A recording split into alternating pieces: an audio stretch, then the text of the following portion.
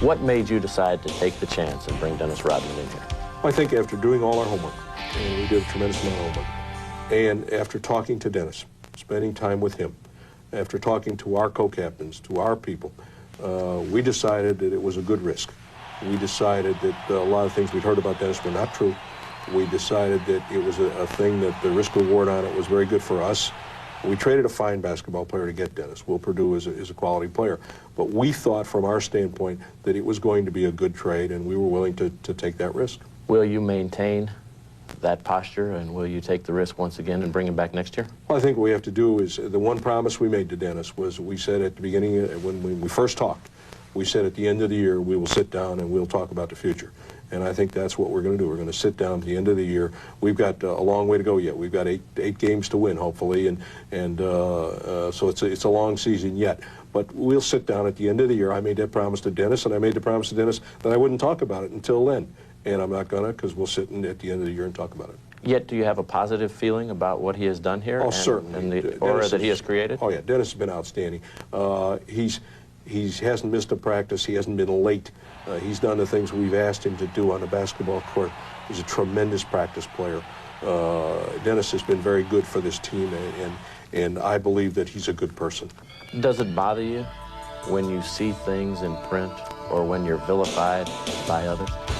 I think it used to. I think it bothered me the first few years, and I had to learn that there were just people who were going to do that no matter what. You just got to do the best job you can, and you've got to be true to yourself. I owe it to these fans here. The fans of Chicago are the greatest sports fans in the world. I was born and raised here, and there's no fan like a Chicago fan. And when you understand those fans and you don't really worry about the things that the media says, you just go along and you do what you have to do. Of all the many moves that he's made, most of them good, he says that maybe the best was the 1988 deal. Even though he had to give up Charles Oakley, he got Bill Cartwright from the Knicks, and Cartwright was so important on those championship teams. And that was a great deal. As long as he doesn't take credit for drafting Michael Jordan. That was Rod Thorne, who is now the VP of violence in the NBA. You know, a lot of people in New York think Ernie Grunfeld should have been Executive of the Year for moving Charles Smith in his long-term deal. But, you know, there's an awful lot of things that go on behind the scenes that are dependent on what a GM can and can't do. I mean, Jerry Krause did not re-sign Horace Grant.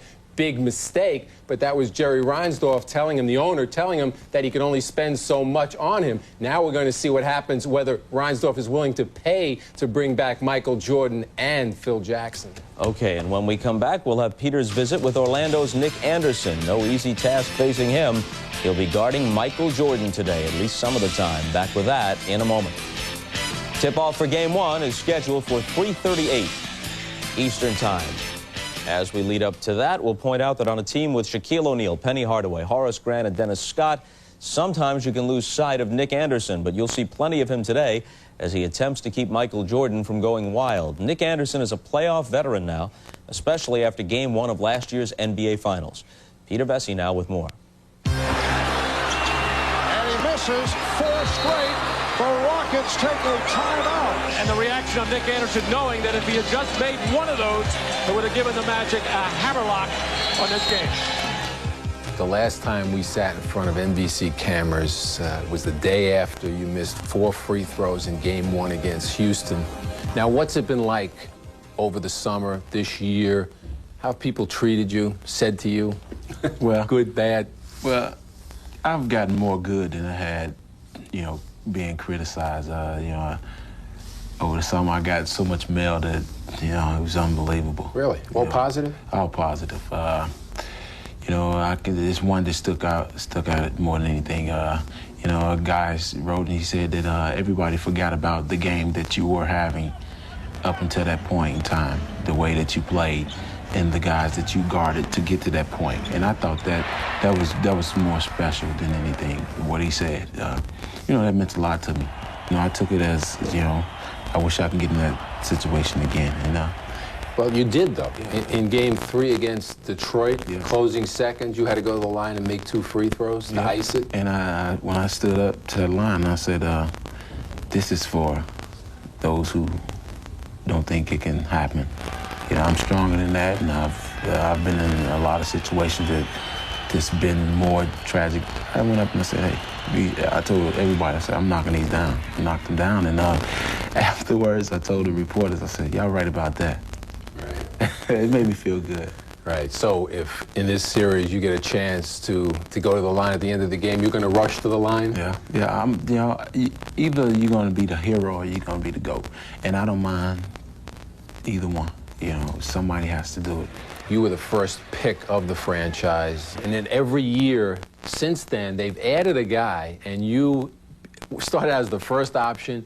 Now you're the fourth option, maybe even the fifth option, the way Horace has been scoring. Well, I might be, but you know what? It stands out more. I'm still doing the things that I done when I was the only one here. Them adding guys to the team and make this team a better team, it just makes me work harder. So let everybody know that because we have other additions to this team, Nick Anderson's going to fade away. That's not happening. But does it bother you at all that you become a fifth option? It has before, but with the things that this team has done and the things we accomplished, and I've learned to deal with it. I think it's more maturity than anything. I know that Penny and Shaq and Horace, those guys, and Dennis are going to get plays called for them, and I just slide my way in there. I always say, if you forget about me on the floor, I'll make you pay. Now, in this series against Jordan, you had some pretty good success with him last year. Are you anticipating the Michael Jordan redemption tour coming in here? I've anticipated that all season. He's back to the old MJ. Your airness, take off from anywhere, creative, exciting, all of that. He's back to that form. Do you get in awe of him, though? I mean, this is somebody you did look up to. Now you are friends.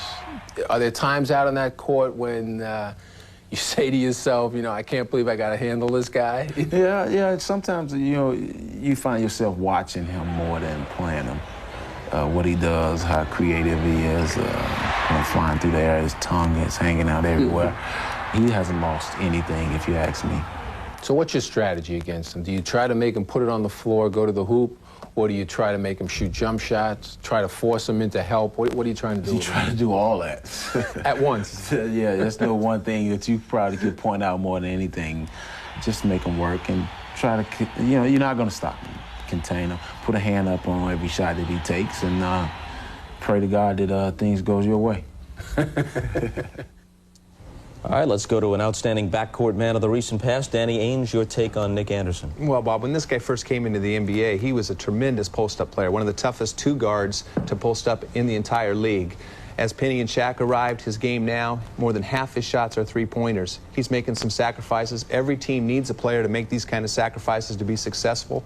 And Nick Anderson's a guy that's doing it for the Magic. But I think they need his scoring to put some pressure on Michael at the other end. All right, let's turn to Doc. Yeah, Nick has a great job, but it's also a thankless job, sort of like being the mayor of a big city, a school teacher, maybe even president of the United States. But in this role, the more things he does, the more people talk about the things that he doesn't do. But Nick's got a lot of character. He's met all his challenges professionally and personally as a man, and I admire that. Pete. They just need him out there at all times, and they need his rebounding, his passing, his defense, and especially his defense, actually, because he's got to guard Dennis Scott's man, too. You just can't resist. Time for us to step aside, so he can't fire any more shots, at least until halftime. Our thanks to Danny Ainge for joining us. Good to see you, Dan. Don't forget the draft lottery at halftime. Coming up, Game 1 of the Eastern Conference Finals. The Magic and the Bulls. Greg Gumbel, Matt Guokas, and Bill Walton will call it. The NBA playoffs continue on NBC after these messages from your local station. What time is it? Game time!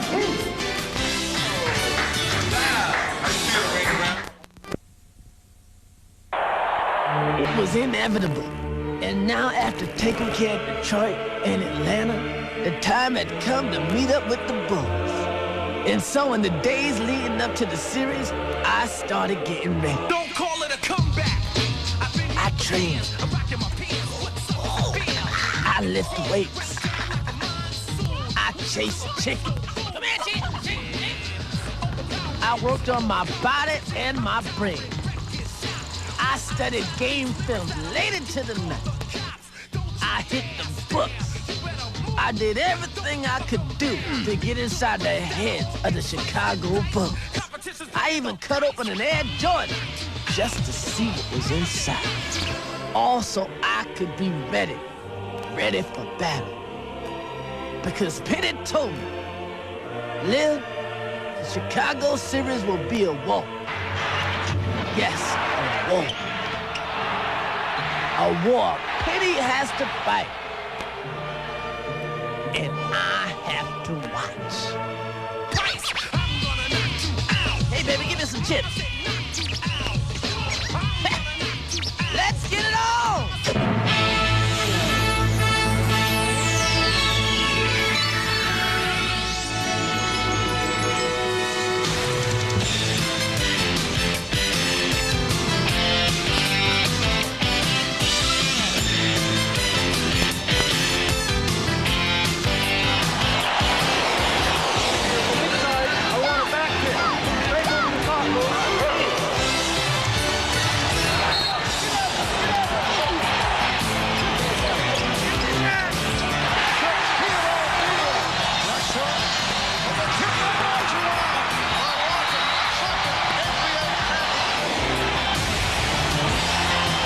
This is the NBA on NBC. The 1996 NBA Conference Finals. On a beautiful Sunday afternoon, welcome to the west side of Chicago, to the United Center for Game 1 of the Eastern Conference Finals between the Orlando Magic and the Chicago Bulls. The Bulls seeing 21,711 on hand, their 433rd consecutive sellout. Hi, everyone, and welcome to Chicago. Along with Matt Guokas and Bill Walton, I'm Greg Gumbel. It was 1 year ago that Michael Jordan returned from retirement in search of a fourth NBA championship with the Chicago Bulls, and they were ousted in the Eastern Conference semifinals by this same Orlando Magic's team. In Game 1, a critical turnover by Michael Jordan led to a clinching basket at the other end, Penny Hardaway beating Horace Grant. In Game 3, still another un-Jordan-like move. It's all part of what spurred Michael on to his return this season. I think what it did for me was made me go back into the gym, play more basketball in the summer. I hadn't played in almost 2 years of basketball, mostly just baseball and swinging a bat. So physically, I had to get myself back to playing basketball. So I think the whole summer, I geared myself to get myself back to this level of basketball and hopefully get back in a situation where I could redeem myself for what happened last year. Well, Michael bounced back by getting in the best shape of his life and then having an MVP season at the tender age of 33, leading the league in scoring for a record 8th time, and in 8 playoff games, raising his performance even more, almost 34 a game, and an incredible 34% of his team's scoring. And Michael's approach coming into this series, try to score every time he touches the ball. Well, Michael Jordan and Scottie Pippen make up the highest scoring duo in the NBA. Who's second highest? Oh, we're so glad you asked. It happens to be Shaquille O'Neal and Penny Hardaway, Bill. And Greg, in these two young stars, Orlando has the talent and the style to beat the Chicago Bulls. Orlando's strength is the post-up game, and that means Shaquille O'Neal. That means Shaq dominating and taking the ball, punishing the Bulls, getting them back on their heels. Forget the fadeaway jumper. Shaq's numbers have been superlative, shooting percentage terrific, and then Penny Hardaway, the best player that Michael Jordan has ever played against in the NBA Finals. Penny realistically has the chance to go head-to-head to Michael and come out on top. Penny's numbers absolutely perfect. Now, for the Orlando Magic to win this series, Shaq and Penny are going to have to come out and play the absolute best basketball of their lives. They've geared their entire careers to this moment. Now it's time to stand up and do something out there. If you haven't heard, Tony Kukoc, who missed the last 3 playoff games for Chicago with a bad back, is back. He's reporting for duty. He will see action today. A timeout here. When we come back, starting lineups for Game 1 of the Eastern Conference Finals. Back to Chicago, everyone, and to the United Center for Game 1 of the Eastern Conference Finals between Orlando and Chicago. For the starting lineups, let's go to public address announcer Ray Clay. Good afternoon, ladies and gentlemen. The Chicago Bulls welcome the world's greatest fans to the United Center. Today's Game 1 of the Eastern Conference Finals is between the Orlando Magic and your Chicago Bulls. Now let's meet this afternoon's starting lineup. First for the visiting Orlando Magic. At one forward, from Georgia Tech, 6'8", Dennis Scott.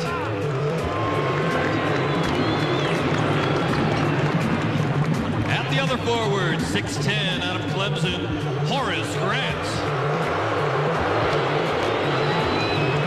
And center, 7'1", from Louisiana State, Shaquille O'Neal. At one guard, 6'6", from Illinois, Nick Anderson. And the other guard from Memphis State, 6'7", Anthony Hardaway. The Orlando Magic are coached by Brian Hill.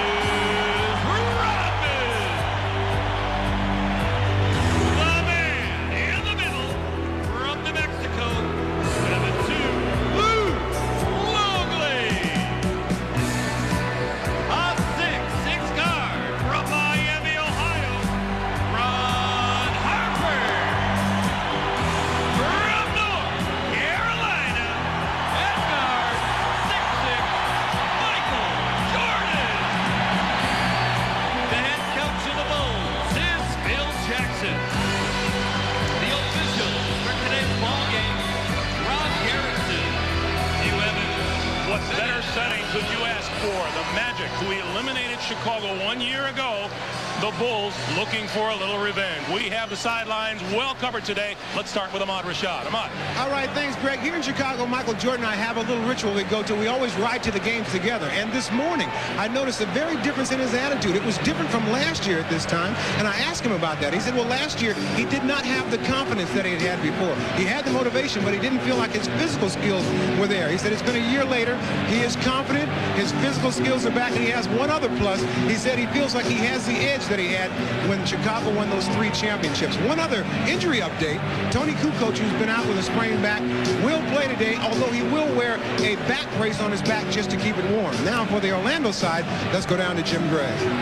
All right, thank you very much, Ahmad. Well, I spoke extensively with Shaquille O'Neal, and he told me the problem with his heart racing last week was all stress-related. He told me that he was stressed out about a number of personal things. First of all, these playoffs and trying to win a championship, as well as his grandmother passing away. Well, he said now he's just trying to relax and chill out, were his words, and that he is feeling much, much better and is not concerned at all about his heart. One other concern, however, for the Orlando Magic, and that has to do with Horace Grant. He hurt his right elbow in the second half of the 5th game against Atlanta. Now, he didn't score in that second half. He cannot extend his right arm, and it is giving him a problem with his shooting touch. Now, he has been icing it all week. He did not tell the training staff or the coaching staff because he did not want them to take him out of the game and lose time in this series, but it could be a big problem for him offensively, Greg. All right, Jim Gray, as we get set for the opening tip, let's talk about what we expect in this game. Matt? Well, Greg, Chicago wants to do what they do best, and that's play defense and create offense from that defense, get as many fast break baskets baskets as they can, and they also want to get second shot opportunities behind Dennis Rodman, who does it so well. But the Magic big people also can do a very good job on the boards, and they also want to keep Dennis Scott and Nick Anderson from getting off beyond the three-point line. Orlando has to play strict man-to-man defense to cut down on offensive rebound opportunities for Chicago. Their front court bench has to do something. Penny has to believe he can beat Michael Jordan, and then Shaq's got to play with such rage. He's got to make the Chicago front court want to quit the sport of basketball. The #1 offense in the postseason. Orlando, 105 points a game. Chicago with the #1 defense in the playoffs, yielding just 86.1 in the opening tap to Penny Hardaway and the Magic. The officials, Hugh Evans, Ron Garretson, Bennett Salvatore. Terrific denying defense by Jordan on the wing. The Bulls did not double team. Right off the bat, and that's been the big question all for the last couple of days in the preparation for Chicago, how they would defend Shaq. Jordan back outside to Pippen on the run. Too hard. Longley. When you gamble defensively, that allows Chicago to have open lanes to the offensive glass.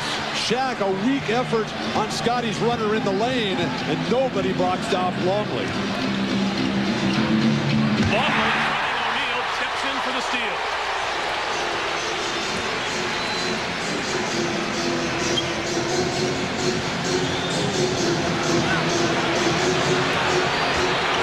Longley to the hook.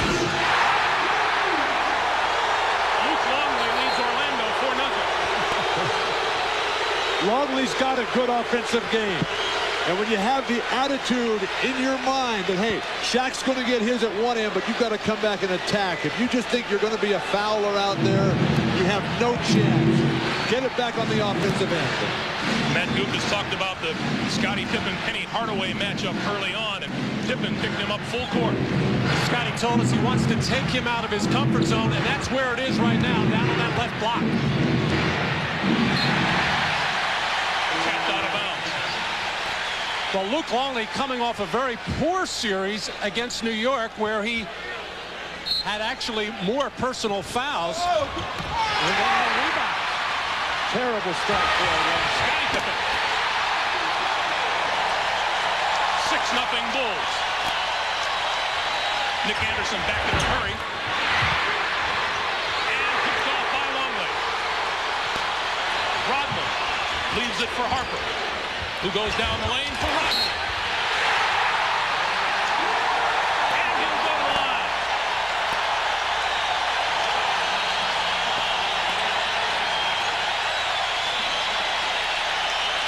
Dennis Rodman gave the ball up early to a guard in the midcourt area, got down to the baseline, spaced the floor beautifully, and everything possibly going wrong for Orlando has already gone wrong.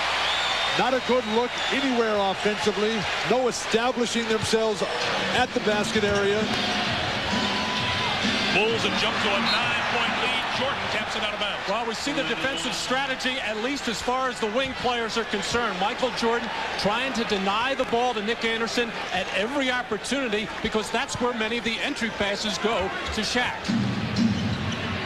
9:15 play, first quarter. Horace Grant, the free throw line, comes up short. And Rodman with the rebound, and the Magic still scoreless. Again, that's not Horace's game. Longley. And on the offensive glass, fouled by O'Neal.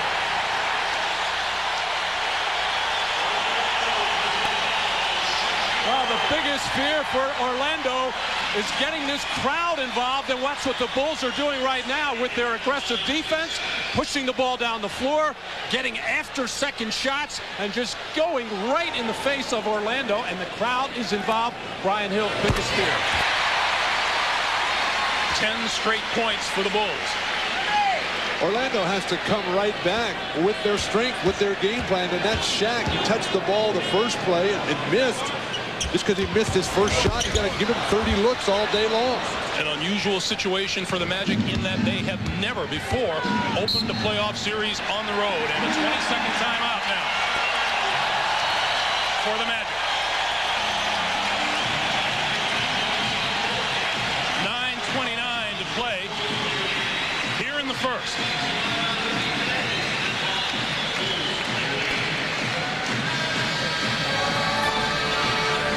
The season series so far, Bulls and Magic met 4 times. In November, Penny scored 36 to lead the Magic to victory. In December, in Chicago, Michael Jordan 36. The Bulls won by 9. In February, Tony Kukoc 6 3-pointers in a romp by Chicago. And April 7th in Orlando, the game to which Shaq arrived late, it was Tony Kukoc and Michael Jordan combining for 47 points in a 90-86 Chicago Bulls victory. So far, the Chicago Bulls own the backboards. They've out-rebounded the Magic 6-1. Orlando 0 for 4 from the floor. It's a 10-0 Bulls lead. The way that Chicago is playing with such energy and enthusiasm and intensity shows the respect they have for Orlando. Another rebound for Rodman, and the Bulls on the run again. Harper back outside and stolen by Scott. It's the first good play of the game for Orlando, and it comes 3 minutes in.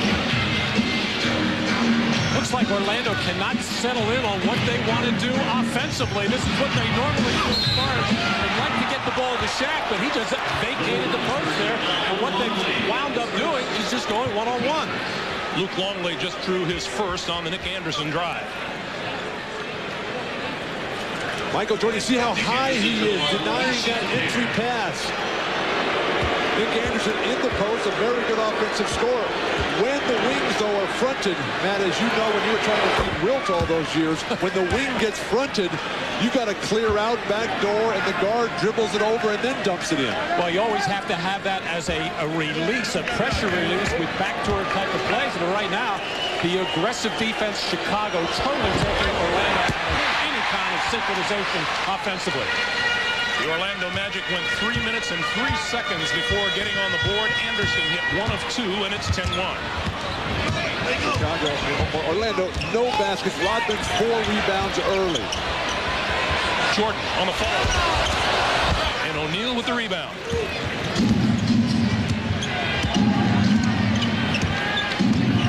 Hardaway down the left hand. Nice use of this back screen, almost a moving screen by Shaq in transition that time. When you can dunk from the foul line with your offhand, your left hand, you've got a game. Longley trying to bring Shaquille up high. See, it's a different kind of Orlando type of defense, and Scottie Pippen hits the three. The Magic are sagging defensively. In the last series, when Chicago played New York, the Knicks were trying to get up into the face, into the chest of the Bulls. This is a little bit of a different way of going at it. 13-3. Bulls by 10, 7:50 to play. And O'Neal breaks free underneath. Now, Luke Longley was trying to get up on the top side. In fact, trying to front. Scottie Pippen was dropping in the lap of Shaq. No pressure on the ball. Easy pass and dunk.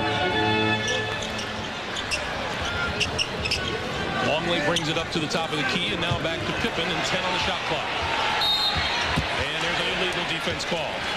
Well, one of the toughest plays to defend in all of basketball. Pick and roll situations. A sudden one knocks off Scottie Pippen, and Luke Longley never moves his feet over, and Hardaway beats him with the quickness.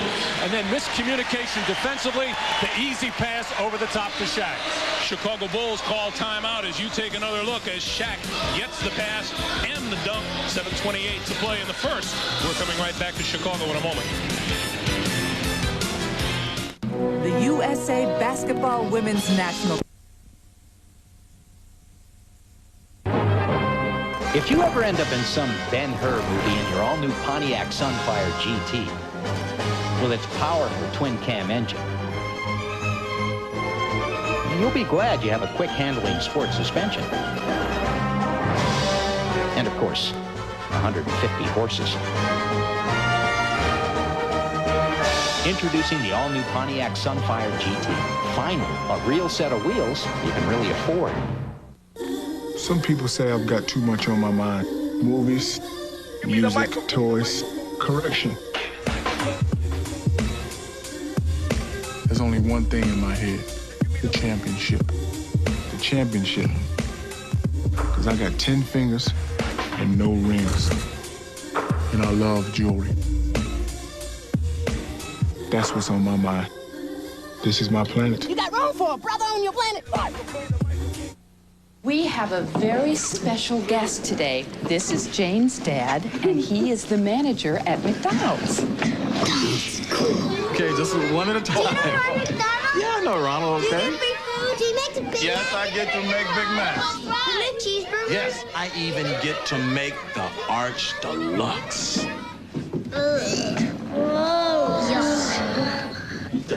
Introducing the burger with the grown-up taste. McDonald's Arch Deluxe.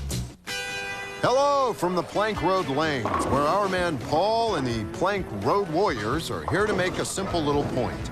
This is not smooth. In fact, downright clumsy. This, however, is strikingly smooth. Ice House. It's ice brewed, so there's never any watered-down taste, just more of what you want in a beer. And what's our team motto? It's not how many strikes or spares you get, it's how fast you get to the beer frame. Thanks, and enjoy. Is there anyone on whom there are more eyes in a game like this than Michael Jordan? But he is only 0 for 1 from the floor so far. We asked Michael about those great expectations. Everyone else has an expectation of Michael Jordan, or what he thinks he's going to do, or if he's going to come out and try to score 60 points. That's when I take a step back and say, let's go against the odds here. Let's try to get everybody else involved. Let's go the opposite way. Let's not go where they predicted me to go. And I think that's a part of my challenge. And I know everyone, even though I've said all along, this is the game, this is a series that I've been looking for. But I'm going to try to do it through everyone else, and not by just going out and making this revenge or this redemption all my own. It's a team thing, and I'm going to do it within the measure of the team. And let's check in with Ahmad. Ahmad. All right, Greg, coming off that soundbite, it reminded me, we talked about that this morning. He said, you know what, I'm going to try to get the offense involved and see who's going to step up. But if they don't, I won't wait long before I take over. Well, Michael was saying to the media a few days before the series started that he was going to come out and shoot the ball every time he touched it. And Phil Jackson said, I hope he doesn't do that. He only wants Michael to do it when he needs those points. Coming up on 6:45 to play in the first, the Bulls off to a quick start, 13-5. And traveling violation on Ron Harper. I like the fact that the Bulls are moving the ball offensively, something that they didn't do well at all in the New York series. Now, granted, the Knicks are going to grab and hold you a lot. Today, the ball movement is crisp, it's sharp, and it's early. Nobody's standing around watching Michael play. Again, Lukley, the only man on Shaquille. And Hardaway makes the screen, and scores. Well, right now, Scottie Pippen doing a good job out on the floor, pressuring Hardaway's handle. But once Penny gets off, and Rodman missed the dunk. Jordan looking for a way around Nick Anderson. Instead, back to Harper. Terrific defensive cutoff by Nick Anderson. Longley. Luke Longley with 6 of the Bulls' 15 points. Well, Luke knows he's always going to be open for that little kick-out pass. Shaq is not going to travel too far from the lane, so Luke will have that open 16, 17-footer all afternoon. I'd drive the ball right at Shaq and then kick it out. Rodman stepped into the lane to try to help. Bulls wanted to travel. It's 15-9. When Luke Longley fronts, oh, beautiful pass. And blocked from behind by Hardaway. Nick Anderson. Way long. Back comes Chicago. Shaq had the lob. They missed it.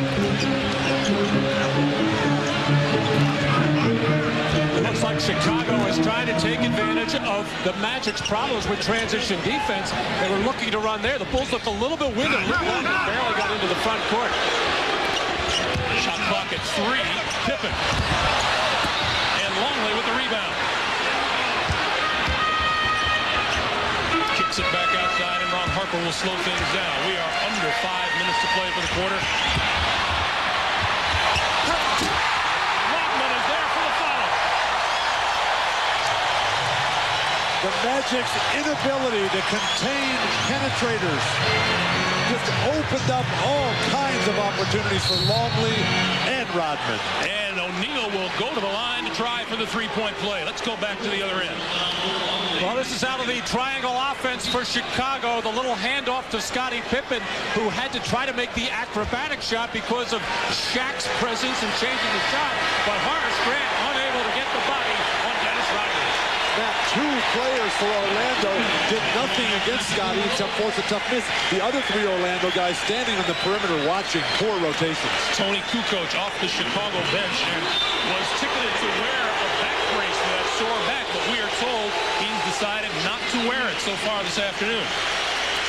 Making his first appearance since Game 2 of the series against New York.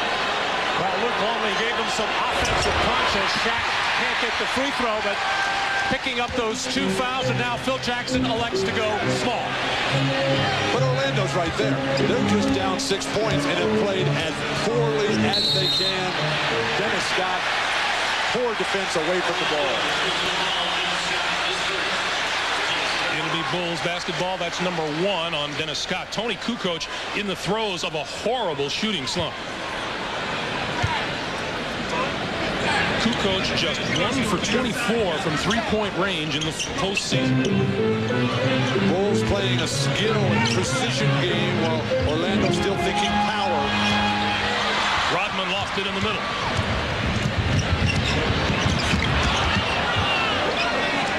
And now Hardaway. That's exactly what Phil Jackson did not want. There is a whistle before the shot. An illegal defense call against the Bulls. Well, Dennis Rodman has had some success with playing Shaq. Even though Dennis only weighs about 218 pounds, he has a strong low base, able to push Shaq a little bit further out than he wants.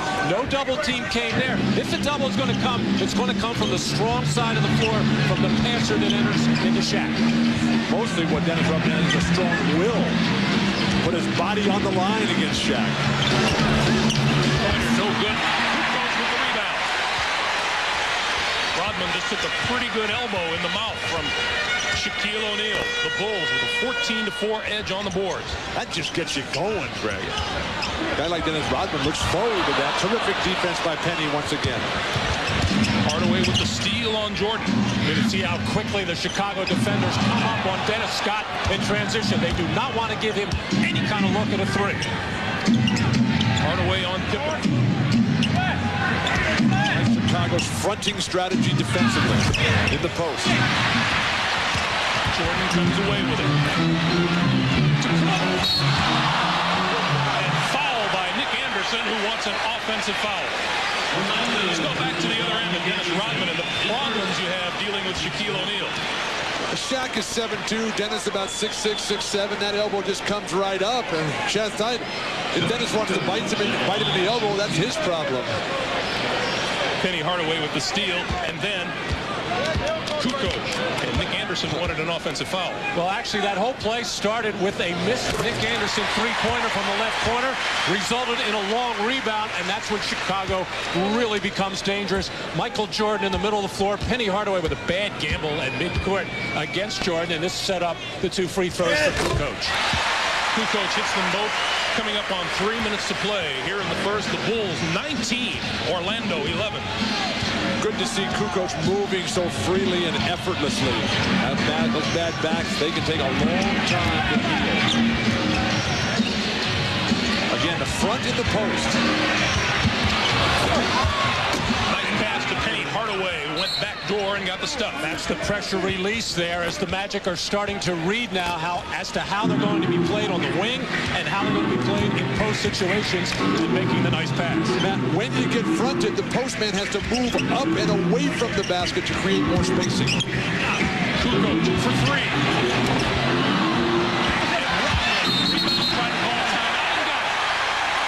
It is a 20-second timeout. Early in the game to be burning timeouts just for a solitary possession when you already have the lead. Well, Tony Kukoc looked so anxious to get that shot out of his hand. You wouldn't believe it. He's 1 for 24 in the playoffs from beyond the arc. We are now extended to a full timeout. We'll come back. You're watching the NBA on NBC.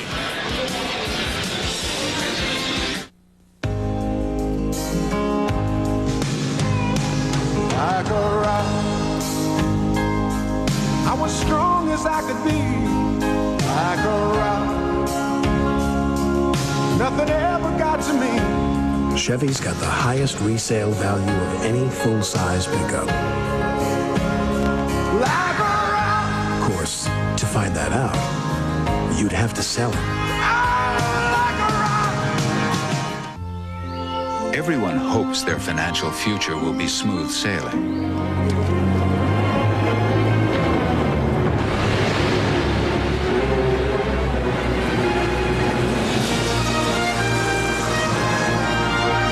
What you need is MetLife. We know the hazards and offer financial information and sound advice to help you rise above them. We'll help you make sense of it all. Get Met. It pays.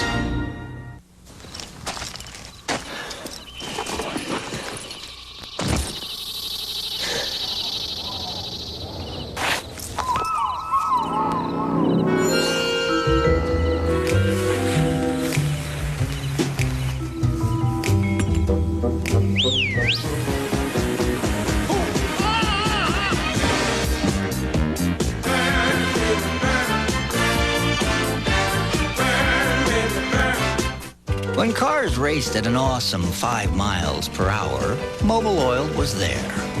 When a race car broke 100, Mobil was in it.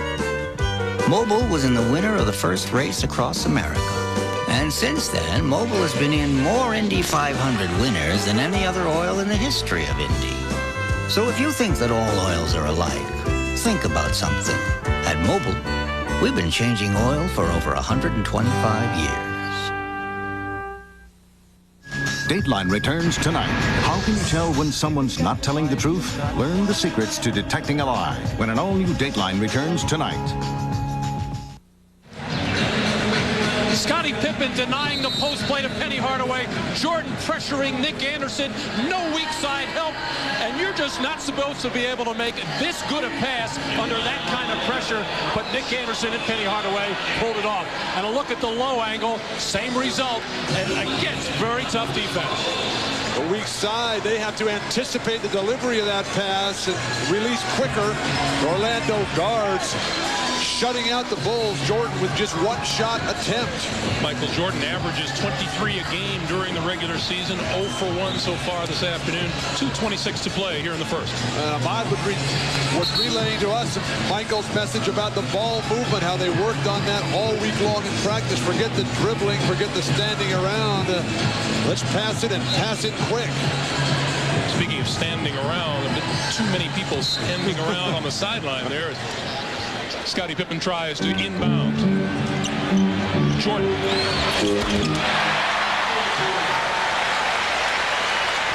there's a steal by Cooper. Very sloppy play by Orlando. Brian Shaw into the game now for the Magic, as is John Concat. And what Chicago's defense has done is just taken Orlando out of their game completely. Away from the basket to receive the ball. There's a reach-in foul. Let's go back to the steal under the basket after the Michael Jordan jumper. Jordan hits the jumper on the inbounds pass, weak side screen. And then the inbounder, Brian Shaw, looks like, just has no clue that Tony Kukoc is sneaking up behind Horace Grant. And Horace Grant, obviously bothered by that sore right elbow, does not even look like himself. He has been an absolute demon for the Magic throughout these playoffs, shooting 65% from the field in that last series, but he just cannot get involved in this ballgame. Nick Anderson missed them both. Horace Grant, for the 9th consecutive year, shot better than 50% from the floor. But he hasn't had a good look yet. There's been no penetration in dish. Everybody's staying home on Shaquille. Harper to the far side. Jordan.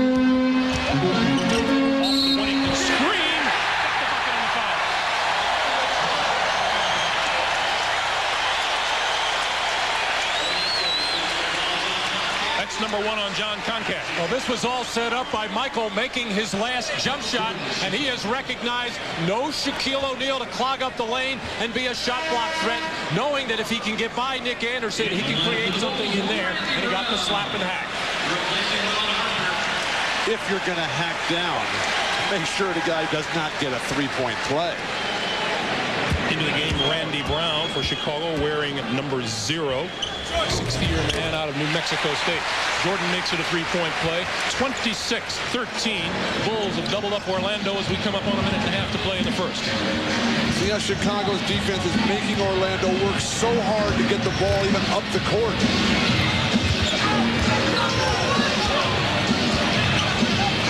Hardaway double-teamed in the far corner. Looking for a way around. Pippen spins.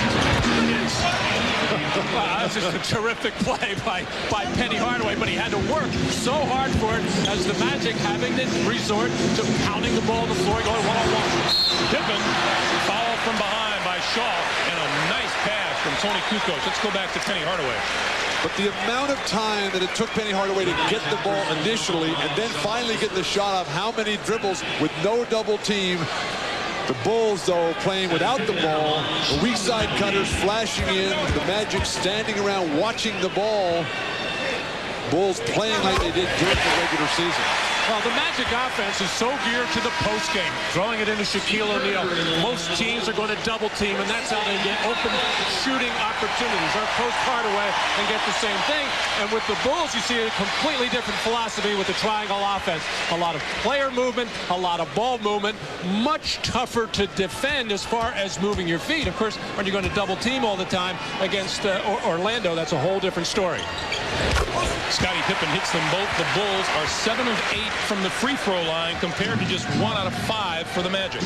Jordan to the bench with a 13-point lead. He's only got 5 points and 3 shots. Things couldn't be better for Phil Jackson. Steve Kerr onto the floor and guarding Brian Shaw now for the Chicago Bulls. Nick Anderson. And contact threw it away. Kerr for Pippen. Obviously, the few days rest has done wonders for Scottie Pippen's health. 10 for Pippen as we come up on the last half minute.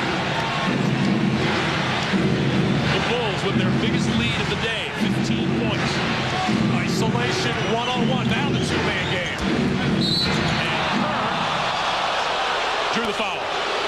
Well, once the ball gets into the hands of John Concac, a little bit of panic sets in as Nick Anderson gives it to Concac. He just overreacts and threw it away as Tony Kukoc is really making his presence felt as a helper defensively. Scottie Pippen finishing as few players in the history of this game have done. Of course, Dr. J, Elgin Baylor, Connie Hawkins right up there. But we talked at the opening about the front court players for Orlando have to do something on the offensive end. John Concac there just turning the ball over. I like Bushler onto the floor for Chicago. Excuse me. I like, though, what Chicago has done in going back to the full court press after they score. Getting up and making Orlando throw over the top. Jordan getting some rest. You know he'll come back soon, along with Shaq. Anderson missed again. 30-16, last 15 seconds of the quarter. Bulls will hold for the last shot.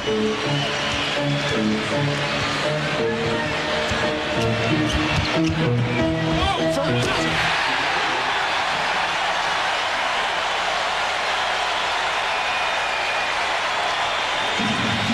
Hardaway from half court.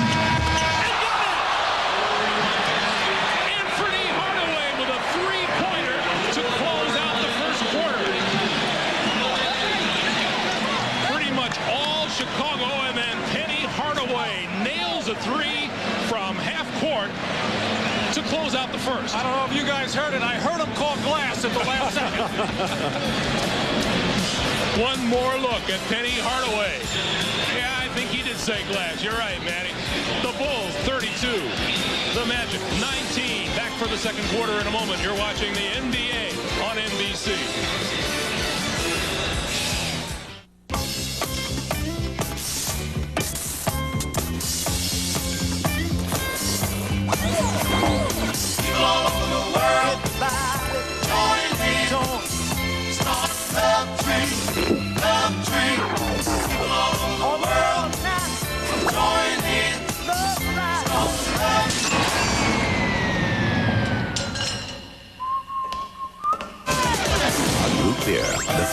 straight to your brain. Universal Pictures invites you to set your imagination on fire. I go to save the dragon! Who will go with me? Dragonheart, rated PG-13, starts Friday, May 31st. Years ago, I started an account with this bank. The next thing I know, they merged with another bank, and poof, their name disappears. Then the new bank merges with another bank, and their name disappears. Now the old bank with a new name is merging with a new bank. Look, for years, I've managed to have the same name, and I want a bank that does too. So I'm going to Citibank. I'm even going to get one of those credit cards, my picture on it. That way I'll know their name, they'll know mine, and now they'll even know my face. Mom, we don't do fried. KFC realizes fried chicken isn't on everybody's menu every day. That's why our new tender roast comes in pieces, just like our original recipe. So bring home both and make everybody happy. Thanks, Dad. No matter what day it is. Like a rock, I was strong as I could be. Like a rock, nothing ever got to me. After the kind of day you put in, all you want to do is fall into a nice, comfortable easy chair in a quiet place. Like a rock. Of course, sooner or later, you'll have to go home.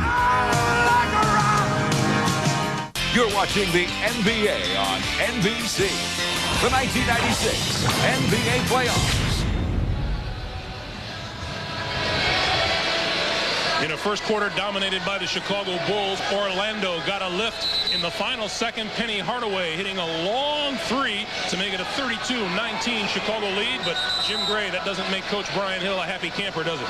Well, no, it doesn't at all, Greg. In fact, Brian Hill told his guys, it's like none of you want to shoot the ball. We have to get aggressive offensively. Everybody's standing around and just accepting what the Bulls are doing to us defensively. Quit standing around, work the ball around, get some better shots. Let's go down to Ahmad with the Bulls story. All right, thanks, Jim. Well, the play of the Bulls has made Phil Jackson very happy. He said they had a very good quarter, very happy with the energy that they showed, but they realized that Shaquille O'Neal is coming back this quarter. They got to be ready for that. Greg? All right, Ahmad, underway in the second quarter. Pippen, Kukoc, Wennington, Steve Kerr, and Michael Jordan on the floor. And Kukoc, his miss, rebounded by Shaquille. Penny's not looking to run the ball himself out of the backcourt. He's thinking he's a forward in this series, rebounding, total domination by Chicago. The follow is good. Penny Hardaway with 13 of Orlando's 21 points, 32-21 Bulls. It's a mismatch here. Scottie Pippen has got Bowie on it. Turnaround comes up short. Shaw picks it off. Hardaway down the lane, throws it up, and he'll go to the line to shoot two. Penny Hardaway coming into this series says he has a takeover mentality. He's going to do whatever it takes. The offense has bogged down, so he's looking to drop that head, get into the lane, and Phil, there's nobody better in the league right now at following his own shot. That second quick hop off the floor, getting his own tip in.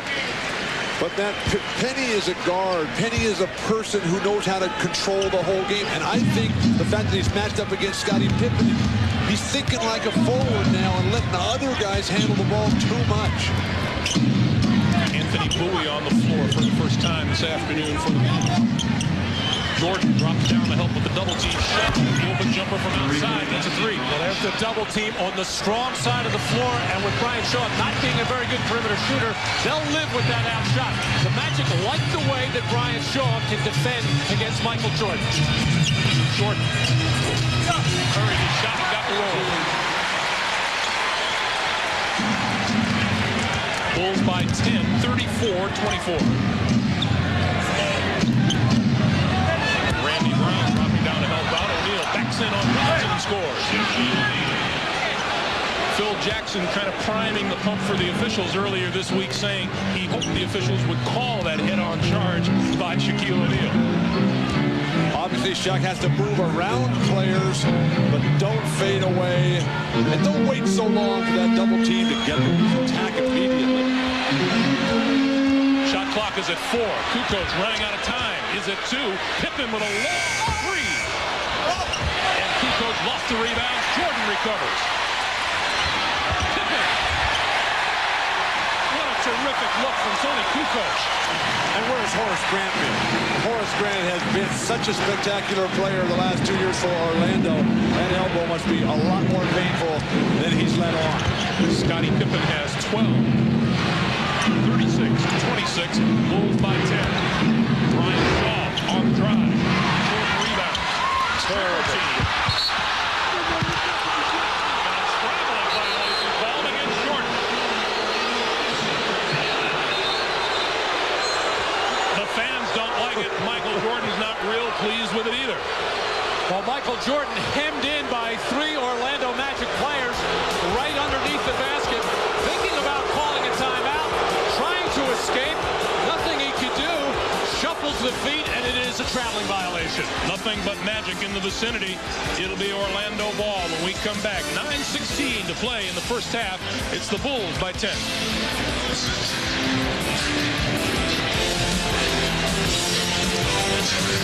The NBA Conference Finals continue next Saturday, Sunday, and Monday on NBC. Don't forget, Gracie, this one is a par 5. Oh, dear, I better give it all I've got. O'Doul Scratch Golf. Win any of 21,000 prizes instantly in 12-pack cans of O'Doul's. I want a tailor-made burner bubble. Yeah? Yeah, you need it. You drive like an old lady. Thanks. Hey, I really spanked that one. O'Doul's non-alcohol brew. Take me to the garden. Say, you're Hakeem Olajuwon. Touch it. Right. You really did a number on us 2 years ago. Where we going? The garden. What's another toy? Shortcut. Not going anywhere for a while? Grab a Snickers, because nothing will hold you over like peanuts, caramel, and milk chocolate. Well, here we are. The garden. Hungry? Why wait? If you think stress is tough on you, consider your engine. Traffic jams, towing and hauling, even idling can lead to damaging wear. That's why Castrol is introducing Syntec Blend, the only synthetic blend that combines Castrol conventional oil and Syntec molecular components for greater protection than conventional oil in severe driving conditions, because too much stress can be fatal. Castrol Syntec Blend, added protection for severe driving conditions. The NBA on NBC is brought to you by Prudential. Live well, make a plan, be your own rock. By Reebok. Are you prepared to say, this is my planet? And by Snickers. Hungry? Why wait? The Art Institute on the north side of Chicago. A little less than artful work at the far end of the court here. Michael Jordan out of bounds, and then our own Dave Atkins making sure that, that Michael has a soft landing.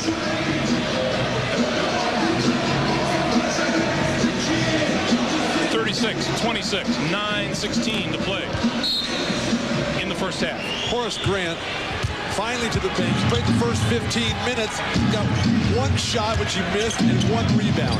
Not something you're used to seeing from Horace Grant. Hardaway for 3. Get it. 36-29. Bill Wennington just not strong enough to hold Shaq outside the lane. Did get hooked ever so slightly, but flopped on the play, looking for the call. Wennington from outside, missed everything. When was the last time they ran a play for Bill Wennington to shoot a 20-foot jumper? Donald Royal hits the deck hard. Boy, that's a popular place at the end of the court. Let's go back and look at Shaquille O'Neal on Bill Wennington. Shaq keeping low. You see the ball in the triple threat position. Just pulls his way right through, gores Wennington, if you will, and then throws Randy Brown out of the way. These little guys out from underneath me. Ryan Hill looking for some kind of energy off the bench. Came with Anthony Bowie at the end of the first quarter. He usually provides it. And now Donald Royal, who has been a forgotten man in the Magic rotation, but he's a guy who will do what he just did on that last play. Every opportunity he sees any kind of opening to the basket, he'll drop his head and go. Missed the free throw. The Magic now 2 of 8 from the line this afternoon.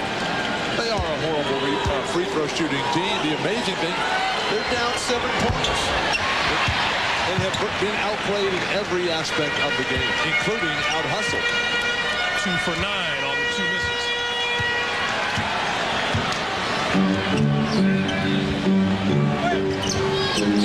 Centers Jordan, top of the key, gets the screen from Wennington. Comes back.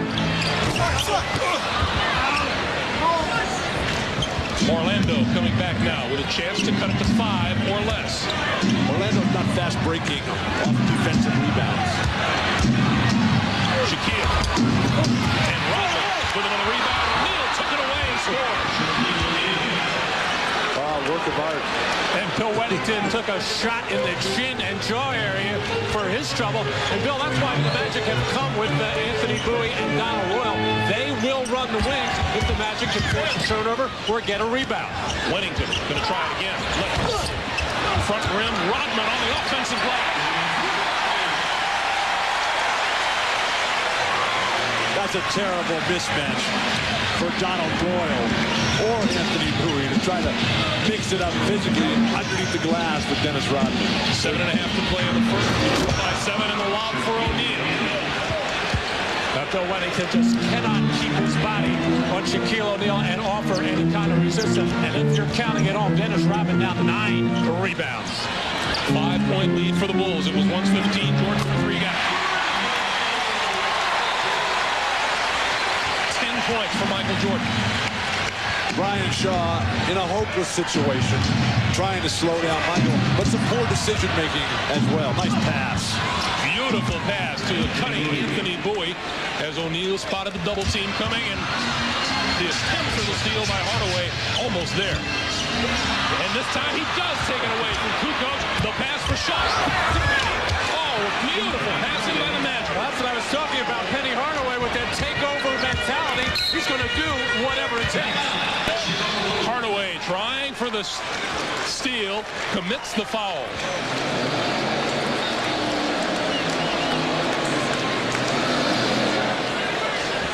A moment ago, why anybody would try to front Shaquille O'Neal and allow him to roll back for the best in the history of the game. And then Penny Hardaway, who just refuses to let the Bulls get the ball over half court, creates an easy scoring opportunity. The Bulls by 4. We'll be back in a moment. You're watching the NBA on NBC.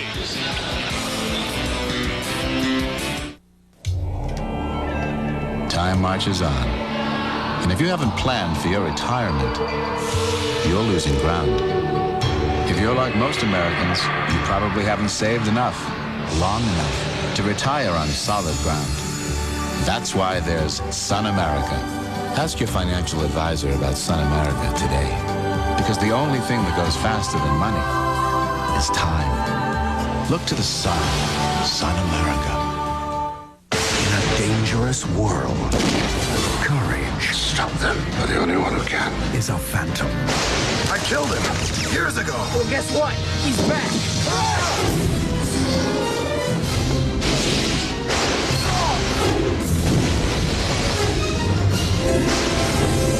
There are those who say he is only a myth. Soon they will discover the Phantom is real. Rated PG. At theaters everywhere, June 7th. Grant Hill has special Brazilian rubber-on shoes, which makes him jump 12 feet high. His head is aerodynamically shaped, you know. Now he's so fast, he can pass the ball to himself. I heard every time Grant Hill drinks Sprite, he's not thirsty anymore.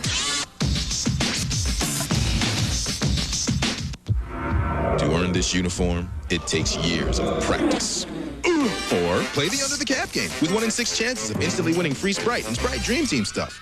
And now, the starting lineup for your Chicago Bulls! Can't beat a job like this. You get to sit courtside every night, watch the world's best athletes. What I try to do is just add a little twist of my own to the game. Tony Kukoc, down it! I like the individual play. I'm sort of a highlight guy. Here comes Superman, Michael Jordan. I've got the best job in the world. Well, maybe I've got the second best job in the world. For 13 NBA teams, the future is now. Who will see their dreams come true? The NBA Draft Lottery, coming up at halftime on NBC. who gets what pick and what players go where. The NBA draft lottery coming up at halftime. 41-37. Let's check in with Jim Gray. Jim. All right, thank you very much, Greg. Well, just a little bit more on Horace Grant's elbow. He did not want to tell the training staff or the coaching staff, first of all, because he didn't think it was a big deal, but it started to really bother him in that last game in the final quarter against Atlanta, and he realized he was really having a problem. Well, now he hasn't scored in 34 minutes, and he cannot extend his arm, so they're going to need him here in the second half, and maybe he'll get some attention to it. Greg? All right, Jim. Ron Harper hits out of the corner. His first basket of the afternoon, and the Bulls have a 43-37 lead. Well, Shaquille O'Neal and Penny Hardaway getting their production. Penny with 18, Shaq with 12, and none of the other Magic players really getting involved in this game. Beautiful pass. Ryan Shaw breaking free for the pass from O'Neal. Shaw has 5. When Shaq keeps that ball down low in the triple threat position, he can make that dump over the top pass. Longley to the left hook. It's a little bit like Dave Cowens there. Longley back to make the steal. Pippen for Jordan. That'll be a loose ball foul on Bowie. This is a horrible mismatch here for Orlando.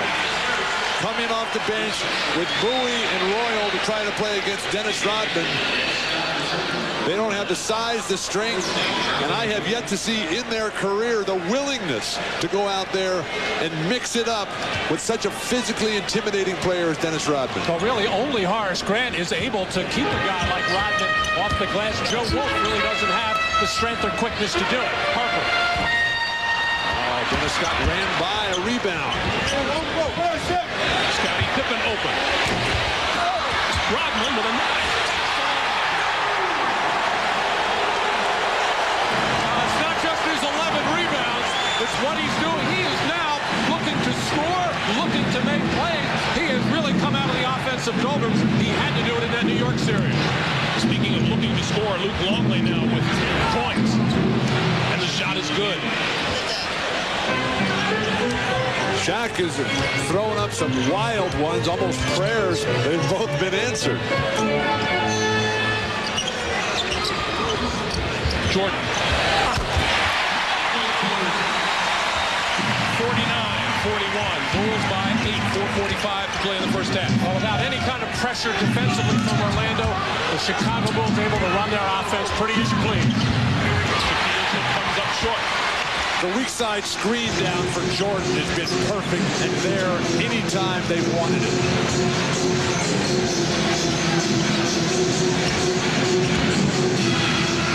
Rodman up high to set a screen.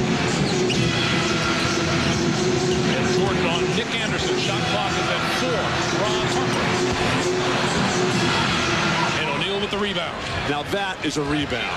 A 7'2", 320-pound, whatever guy moving up. Orlando getting killed on the glass. So just one offensive rebound. And Orlando just getting a look at the basket. Oh, he's tripped down court now. Loose ball. Harper is there. And calls timeout. Another possession for the Chicago Bulls. Dennis Rodman all over the glass. 12 of them so far today, and on the tail end of this one, a beautiful pass to Luke Longley. 3:51 remaining in the first half. Dennis Rodman, is he getting the crowd into it? You betcha.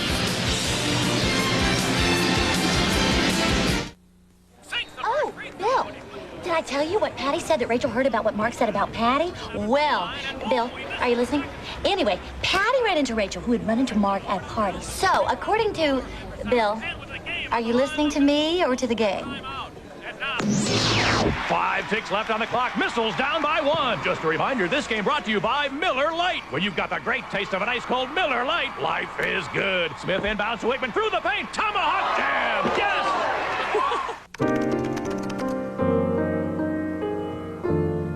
I see skies are blue, clouds are white, the luckiest man on the face here. Blessed day, the dark sacred night, and I say to myself, it's one small step for man, one giant leap for mankind. wonderful world. Angel-headed Webster's burning for the ancient heavenly connection. I hear babies cry. I have a dream. Watch them cry. My poor little children. They'll learn much more. One day live in a nation where they will not be judged by the color of their skin, but by the content of their character. What a wonderful world. Spend Memorial Day weekend with NBC and the NBA Conference Finals. Next Saturday at 3 Eastern, Jordan and the Bulls face Shaq and the Magic. Then next Sunday at 3 Eastern, Kemp and the Sonics meet the Mailman and the Jazz. And next Monday at 3 Eastern, the Bulls and Magic battle again. A special holiday treat next Saturday, Sunday, and Monday on NBC. Ahmad Rashad back at the United Center. Now, Dennis Rodman is having an outstanding game, but he told me earlier today he's been bothered by a stomach virus. So every time he comes to the bench, he's filling up on oranges, trying to keep his juices together. But he says that he's a little bit worried about his stamina. So we'll keep an eye on that and keep you posted. Great. All right, Ahmad. And his counterparts on the Orlando Magic, Horace Grant and Dennis Scott, have yet to score. They're 0 for 3 between them. Dennis Rodman in complete control of the forward position as he's greatly helped by Scottie Pippen. Meanwhile, the conversation here in Chicago this week was, would the Chicago Bulls employ the hack-a-shack defense? Not so far today. O'Neal's been fouled just once. Well, they said they do not want to do that. I think late in a close game, they will change that philosophy. But during the course of the game, 3.5 quarters, they just don't want to indiscriminately foul. They would foul Shaq if they could get him before he could lay the ball in. 3:45 to play in the first half. Kukoc. Tony Kukoc with 6 in his return to action here this afternoon. 51-41, Bulls by 10. A critical edge for Chicago in this series. Guys who can play basketball off the bench, fill it up with their own game, hit jumpers. Rodman grabs the loose ball. Bushler and Kukoc. Bushler. That was not Dr. J today. Report from the sideline is that Penny Hardaway cut his leg. He is on the sideline now. He is all right. O'Neal shot, no. Harper comes away with it. Isn't it amazing what a good defensive job Dennis Rodman does? He has the strength somehow to make Shaq take a shot rather than get bulled to the basket.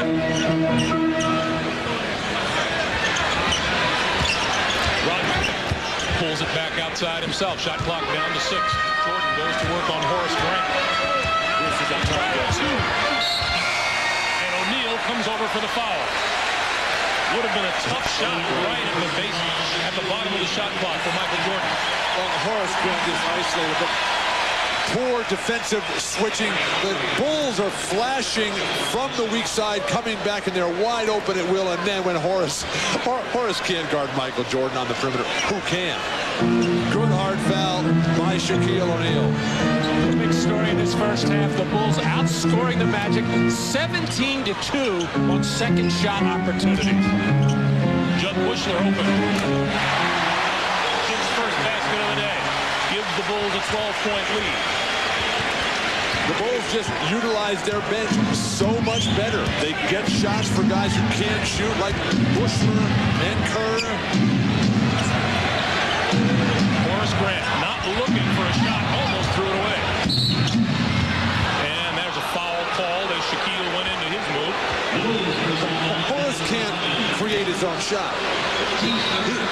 Horace is a guy, as Dennis Rodman is going to push and lean. Dennis was telling him yesterday, he'll do whatever it takes. He'll put his life on the line in guarding Shaquille O'Neal, which is often what happens. Under 2 minutes to play for the first half. Bulls 53-41 lead. Penny back onto the floor and takes the lob for the stuff. Hardaway with 20 first half points. And now wearing the tape on that leg to cover up that cut. Interchangeability of the Bulls offensive players. Kukoc missed another 3. That's 2 3-pointers he's missed this afternoon. 1 for 26 in the postseason. Coach Jackson trying to pump him up a little bit. He said, yeah, Tony, you're 1 for 50 the last time I looked at the stats. Hardaway looking for a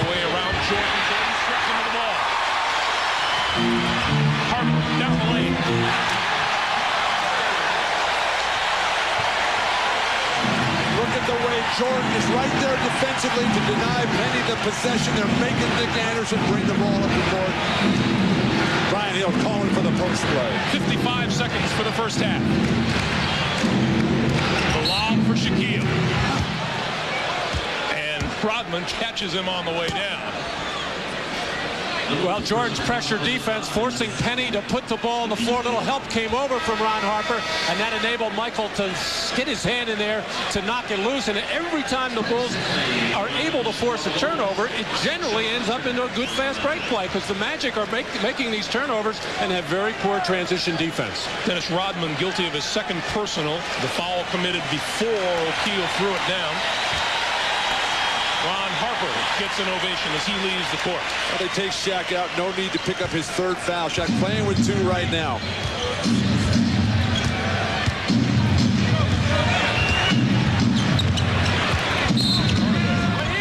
Whistle on the play on the far side. Foul outside.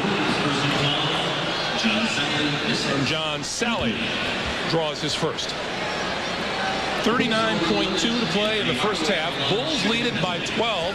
They have led by as many as 15. Well, other than Shaq's 7 for 11 from the field and 14 points, the offense for the Magic has been this man, Penny Hardaway, as he realizes right now his team is just not in sync. They're not able to get their normal post plays. They're not getting three-point looks. So what he's trying to do is at every opportunity get into the lane and create something for himself or for a teammate. He's got 21 points, Matt, and what you're looking at in Penny Hardaway is the newest level of complete basketball player. I mean, starting with Jerry West and Oscar Robertson and Elgin Baylor and Connie Hawkins and Dr. J and Jordan and Bird and Magic, and now it's Penny. Kukoc still can't find the range from three-point land. But the job Jordan is doing defensively in denying the point guard possession of the ball, terrific.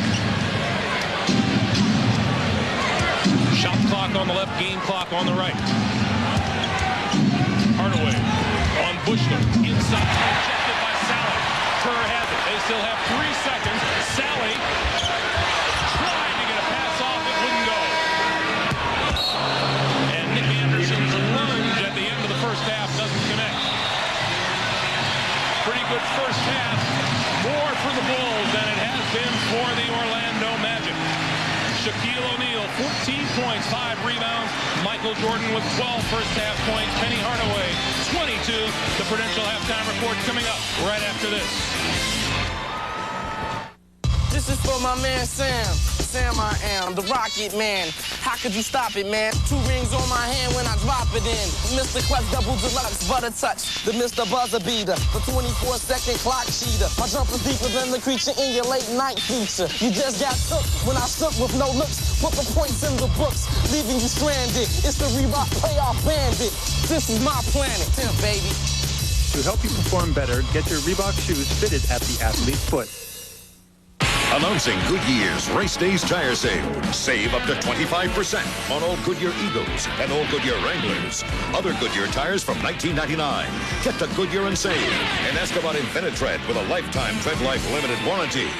What are the steps to winning in the NBA Finals? Step 1, play hard. 2, drink Gatorade. 3, match the inside of your cap with the winning team and the number of games it takes them to win the finals. And win a bag full of cool stuff. There will be over 1 million winning caps. Sweat it out. Don't just watch the finals. Play them. Suggestion. Don't wear all the cool stuff at the same time. What do you get when you cross a high-quality conventional motor oil with an advanced formula synthetic? A revolutionary oil that protects better than regular oils, yet costs less than full synthetics. DuraBlend from Valvoline. Valvoline's the #1 choice of top mechanics.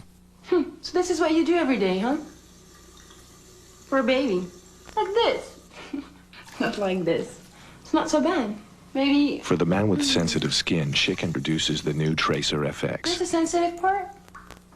Right here? Good. With its unique skin guard designed for a smooth shave with less irritation. Think I'm getting the hang of it. The shaving system for sensitive skin. Schick Tracer FX. You guys are so sensitive. What's the big deal? Remember the shot that stunned Shinnecock? Beautifully struck there, right at the flag. Watch out for this one. It's a shot of his life. The National Championship, the U.S. Open, this June on NBC.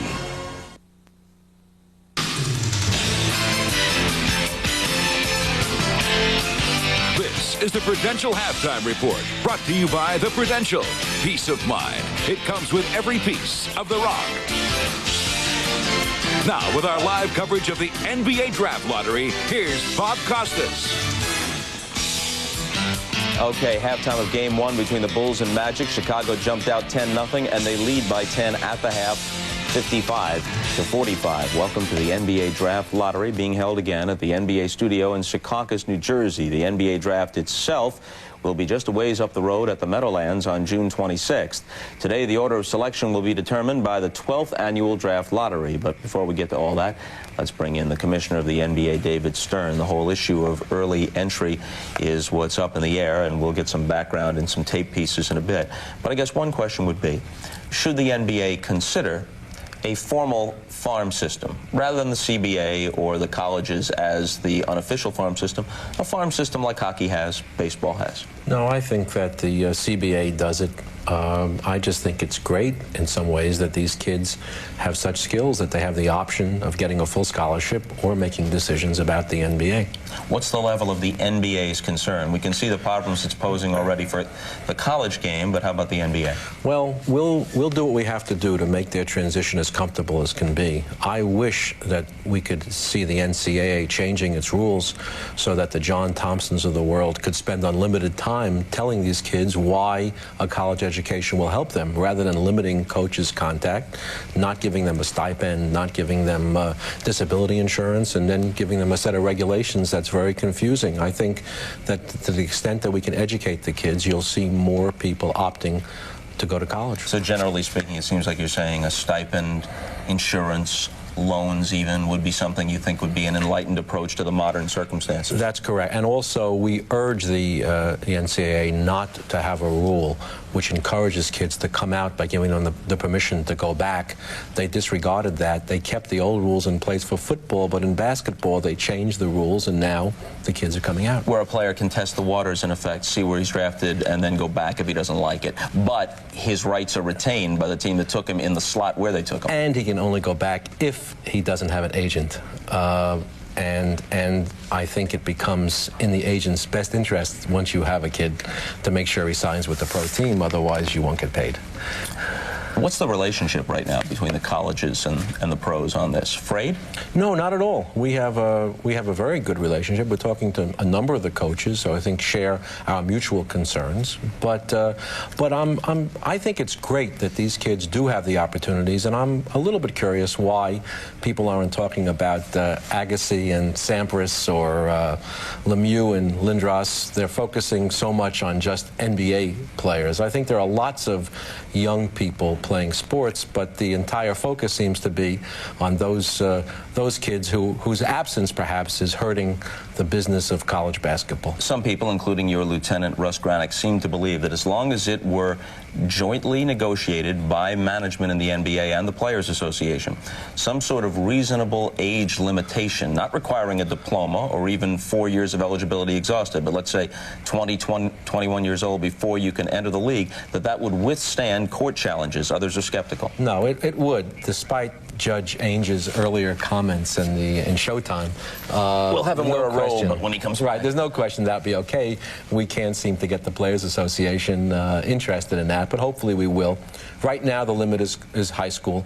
I think it would make sense to have it at 19 years old or 20, and it's something we've tried to do and we'll continue to try to do. But I must emphasize that I think it's okay for the kids to have the option and make the choice, and there shouldn't be a lot of other people patronizing them by deciding for them and lecturing them piously what their choice should be. Okay, our thanks to Commissioner David Stern. Now, before we proceed with the draft lottery, let's determine what's at stake. Here's a look at some of the prospects who figure to be taken early in the first round. And you don't know me yet. Point guard is a strength in this year's draft. Allen Iverson of Georgetown, Stephon Marbury of Georgia Tech likely to go early. The one nudge that Marbury has that's going to help him get over maybe on Iverson is his athleticism.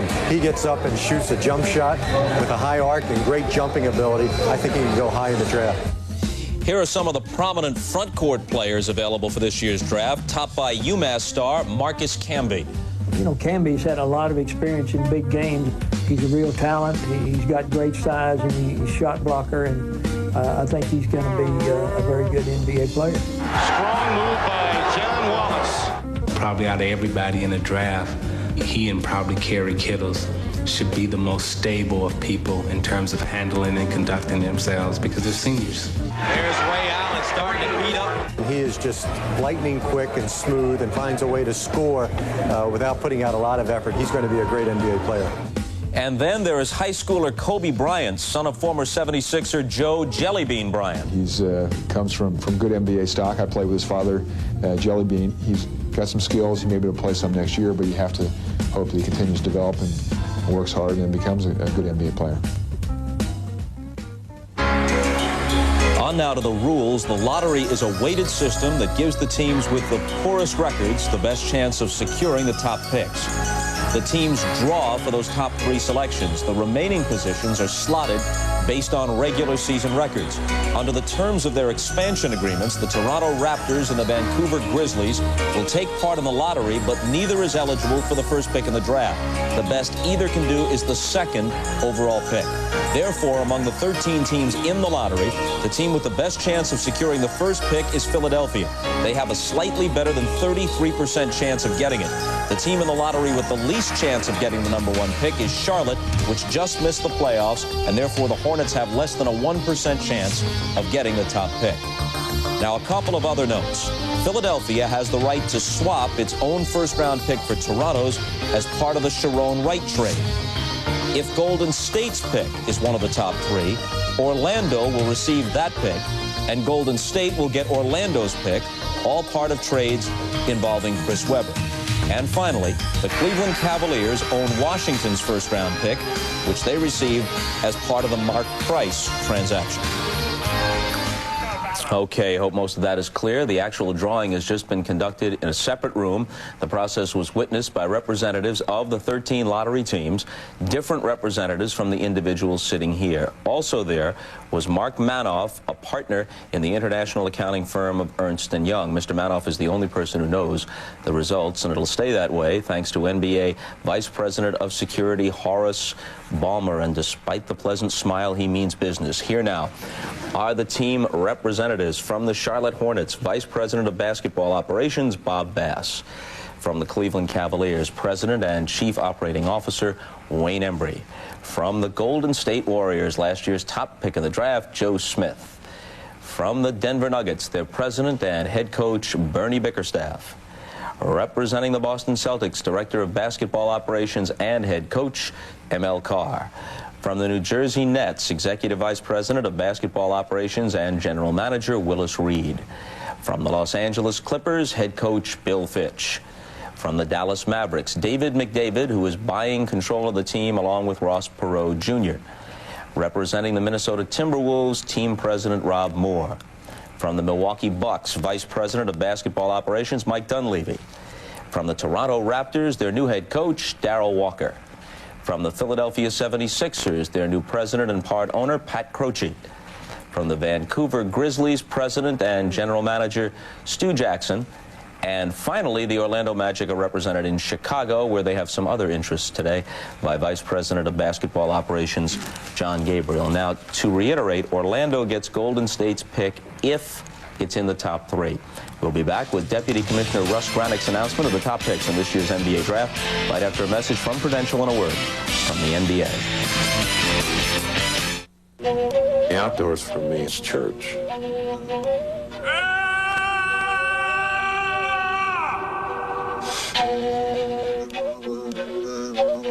Somehow, at some deep level, we're responsible for what happens to us. I'm always trying to save money and invest in the future. I'm a nut about it. I mean, you're the best investment you got. You're the best investment you'll ever have. I don't know whether that's good or bad, but I like it. From the Dream Team, Anthony Hardaway. Penny on the break will drive and slam. Yeah, I'm on the Dream Team. We don't need your help to get to the Olympics, but there are a lot of athletes who do. Help them get there. Call now. U.S. Olympians receive no financial support from our government. They need yours. Every donor receives official Olympic merchandise.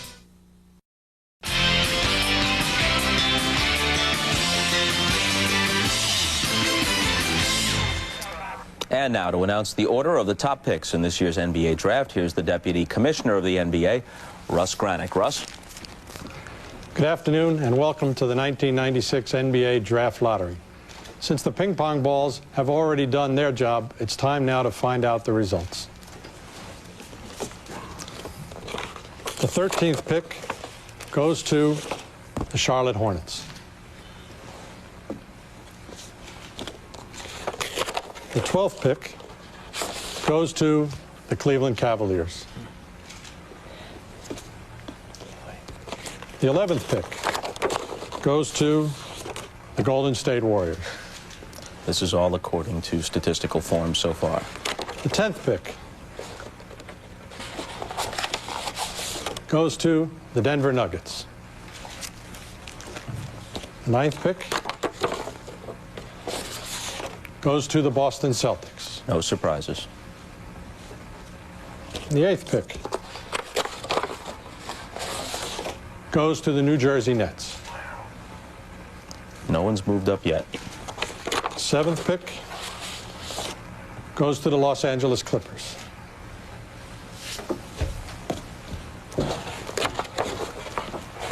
The 6th pick goes to the Dallas Mavericks.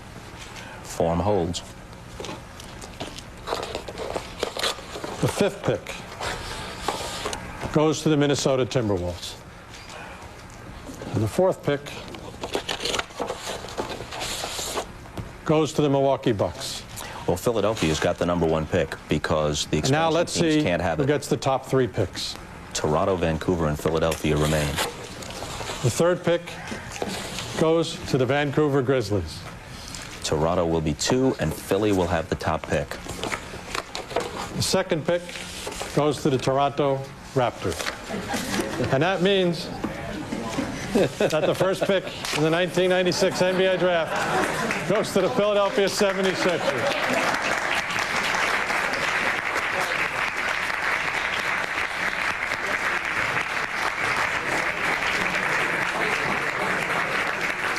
So Pat Croce whoops it up, and the first pick goes to the Philadelphia 76ers. We'll be back to talk with Pat, provided we can calm him down just a tad, after these messages from your local station. Tonight, the most powerful Mad About You ever. Why aren't you standing next to your wife? Everyone's been talking about it. I don't know what to do. What do I do? You're asking me? Yes. Cool. The dramatic conclusion that will surprise everyone. How can you doubt my love for you? The 1-hour season finale of Mad About You, NBC Tonight. He was tempted by his mother's best friend. I didn't mean for this to happen. Brian Austin Green and Sharon Lawrence, A Friend's Betrayal, NBC Tonight. Introducing the $16,000 BMW. Presenting the $16,000 Lexus. Behold, the $16,000 Mercedes. To everyone who thought it was impossible to build an affordably priced luxury car, we have just one thing to say.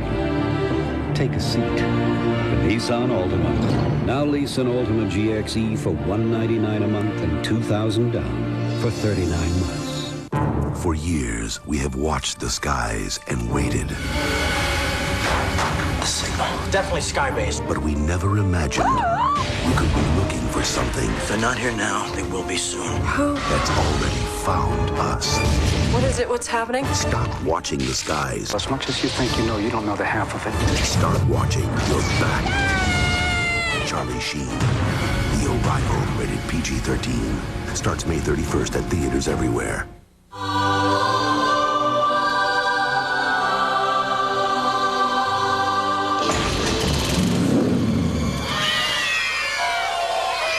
Presenting the Yardman 3-in-1 self-propelled mower. It mulches, bags, discharges, has a 6-speed drive, and a powerful engine. All for the price of much tamer mowers. Yardman Mowers and Tractors. Made in America. You're watching News Channel 8, the new home of the Florida Lottery.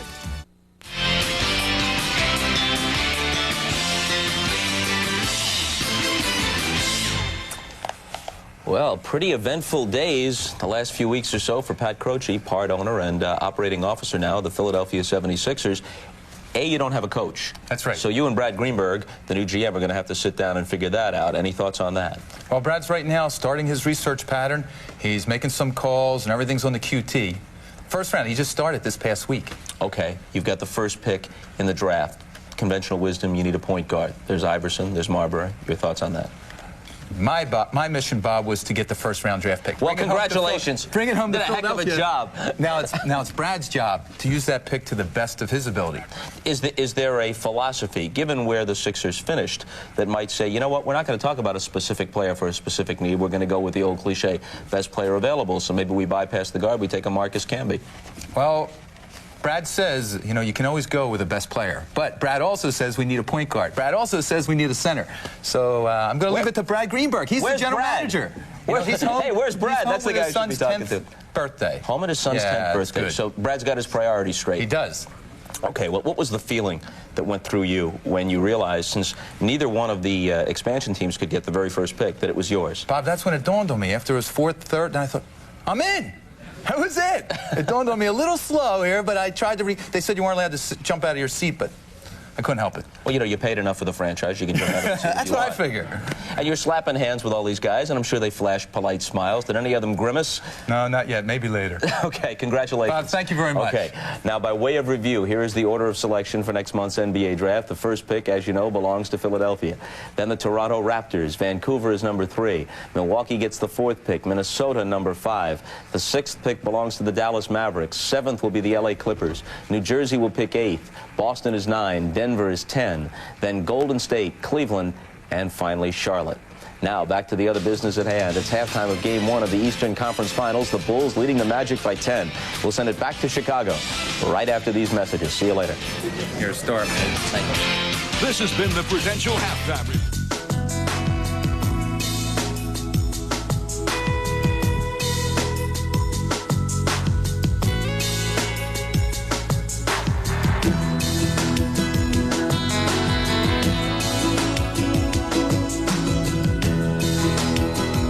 Design and engineering. For us in the Chrysler brand, that's one word.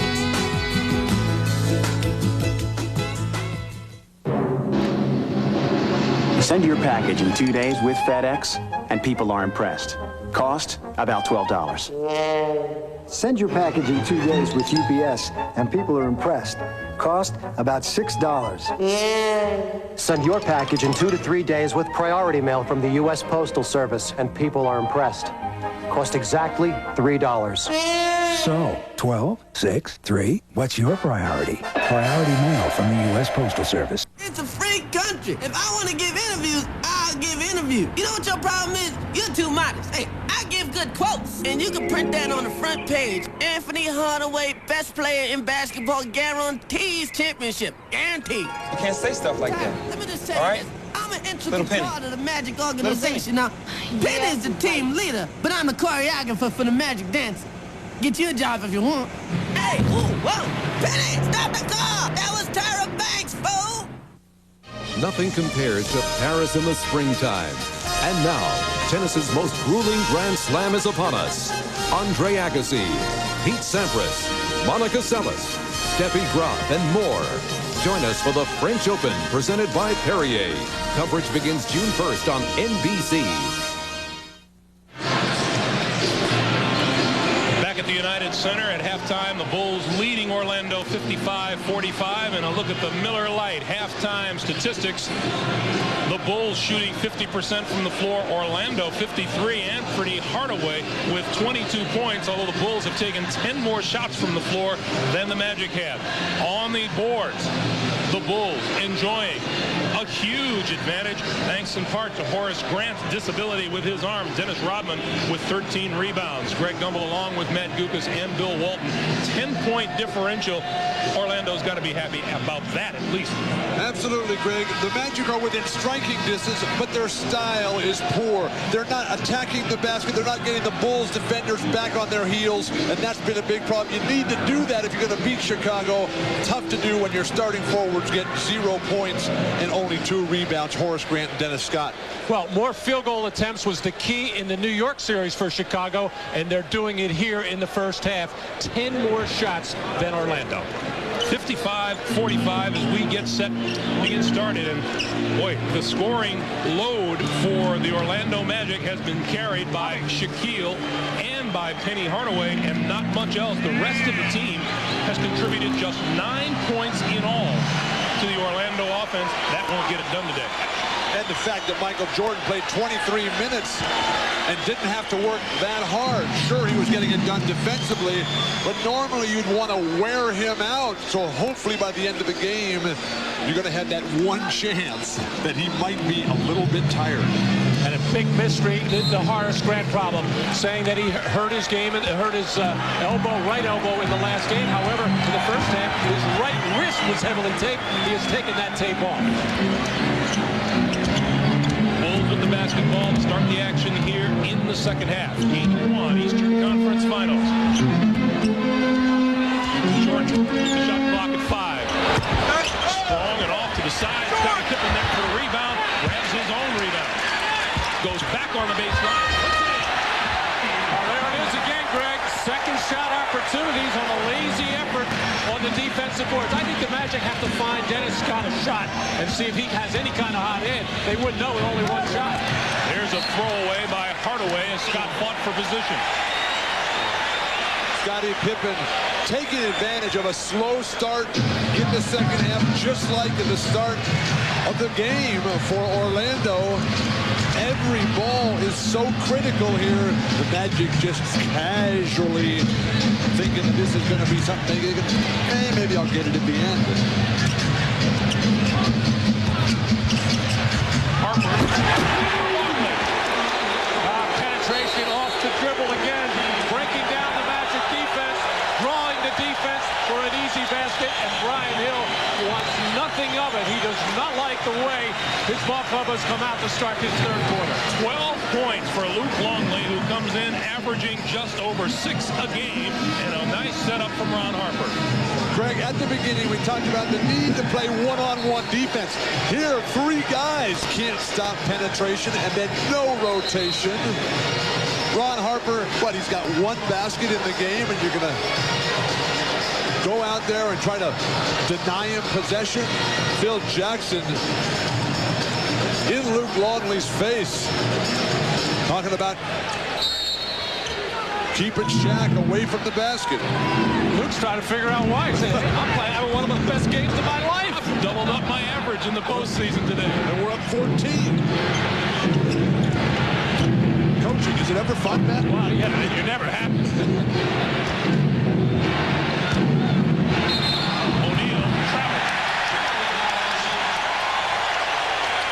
What a task facing Luke Longley today, huh?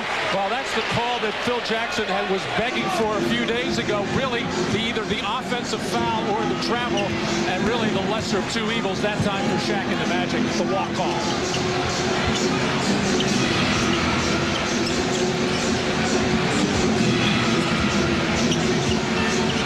Longley has as many points today as does Shaquille O'Neal. They each have 14. The Bulls lead at 61-45. What Chicago is doing is brilliant. They're attacking Shaq on the defensive end, knowing he's a team defensive player, and then Longley just rolling into easy opportunities. One-on-one. O'Neal got the bucket, and he'll go to the line.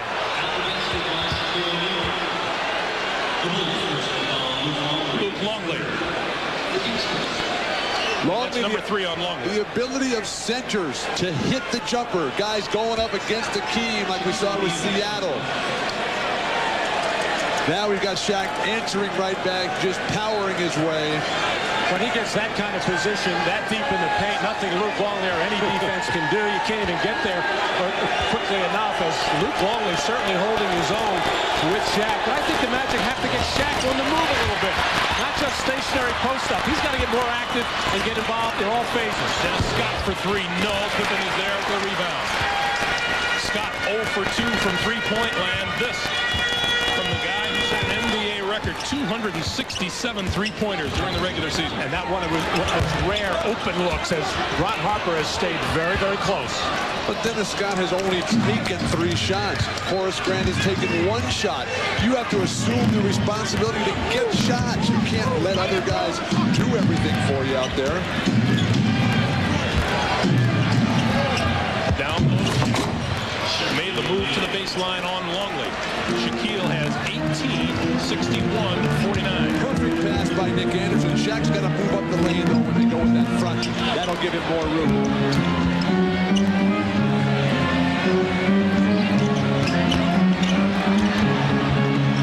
Rodman. And that'll be over the back on Longley. That is 4 on Luke Longley.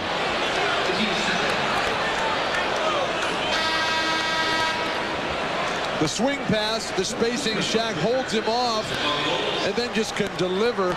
That's why Chicago is trying so desperately to pressure on the perimeter, and Luke Longley foolishly over the back. Although, as a center, you want your fouls to be on offensive rebound attempts and on block shot attempts. Yeah, but Bill, I don't think in this case, in this series, Luke Longley, a key center for Chicago, they want to save those fouls till late in the game, and that's when they want to put Shaq on the line. You don't want to waste them there. Hardaway lost the handle on his way to the hoop. And now Chicago's got Rodman. They just bypassed Wennington. They said, we're going straight to Dennis Rodman here. No time to lose. Jordan, Harper, Pippen, Kukoc, and Rodman. Jordan down. Rodman's tip doesn't go. Anderson with the rebound. Orlando down 12. Looks to cut into less, and Jordan with a foul from behind.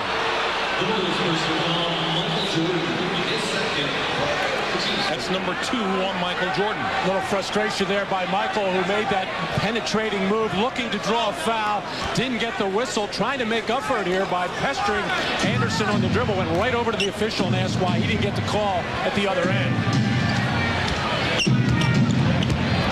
Hardaway spins over and goes to the other side of the basket. And that's against one of the best defenders in all of basketball. This man is lethal in low post situations. Almost unstoppable. 24 for Penny Hardaway. Penny just took one of the first-team All-League defensive players and got a layup off him at will. At the end, Scottie Pippen open jumper doesn't fall, and another rebound for the Magic, who are within 10 and looking to cut it down to single digits. Shaq calling for the ball. Rodman on him.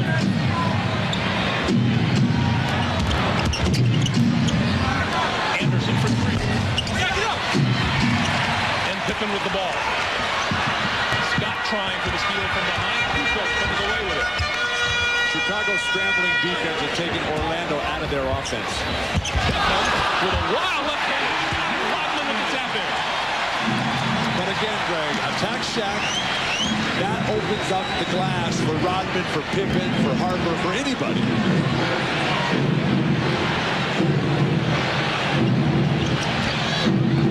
Back down to Shaq.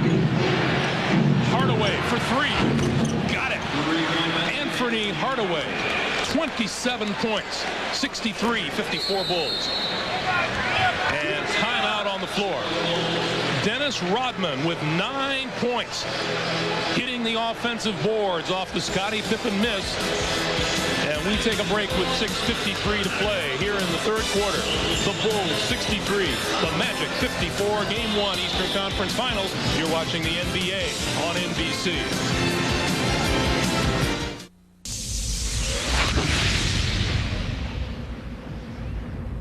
There you have it, ladies and gentlemen. As our new spokesman, Michael will deliver the LDDS WorldCom message. When we shoot commercial. Commercial? But we had something a little different in mind. Hi, this is Michael Jordan. This is Michael Jordan for LDDS WorldCom Long Distance. Hello. This is for your home or business. Come on, Mike. You know, they have these prepaid calling cards with this good-looking gal. This is Michael Jordan. LDDS WorldCom, telecommunication service that's one-on-one. Most family sedans will put a driver to sleep. The Chrysler Concorde was designed to be a wake-up call for an entire industry. It's the original cab-forward design that gives Concorde a distinctive look, sports car-like road manners, and all the room you need. Cab Forward has been so successful, other car companies are starting to copy it. To the rest of the automotive industry, this is your wake-up call.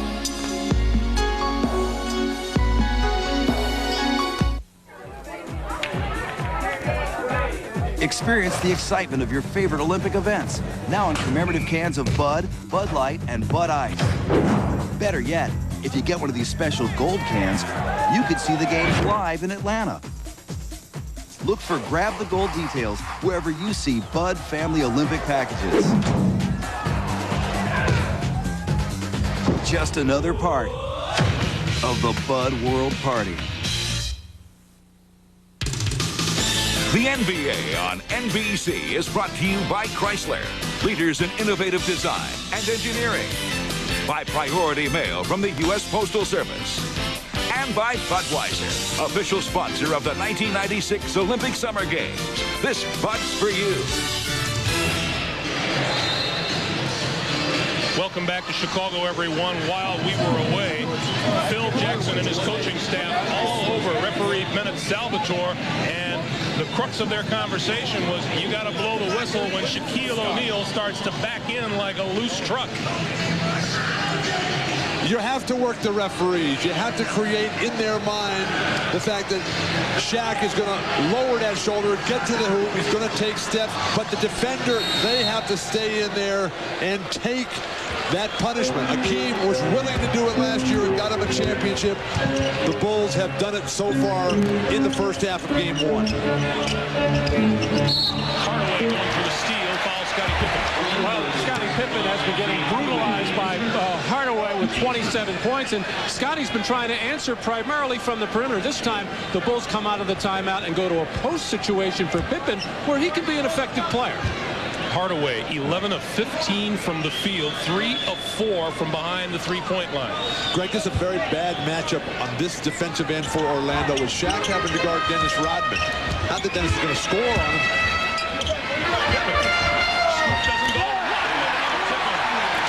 But Shaq is not the type of player that can constantly lean his body on somebody. Well, what's happening, Bill, is he's having to come over and help out defensively. That time he actually switched onto Pippen, and Hardaway didn't help the center out by getting a body on Rodman. But let's face it, nobody's got a body on him yet.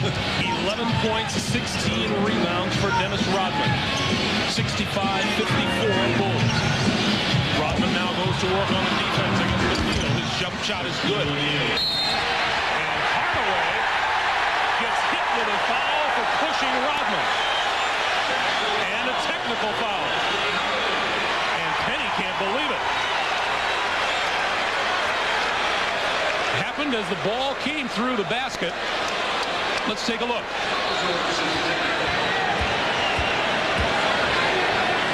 Oh, boy, that is a bad technical foul. Michael Jordan misses the free throw. Dennis Rodman had lost his balance. There was no push there. Oftentimes you're tangled up with players. A tough call by what is normally a great official in Hugh Evans. Bulls took their first free throw since the first quarter, and Jordan missed it. Under 6 minutes to play now. 65-56. Jordan. It's so effortless for Jordan, and they're not putting any pressure on him defensively with Nick Anderson not hitting his shot. Nobody from Orlando hitting from outside upper corner. Taken away from behind. Harper.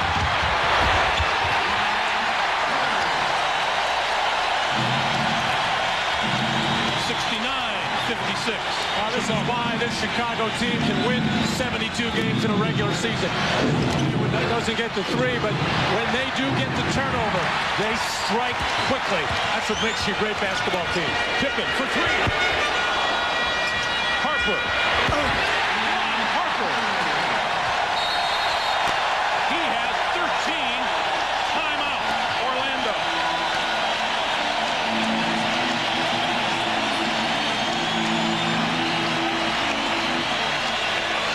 Penny Hardaway's pleas fall on deaf ears. You're watching the NBA on NBC.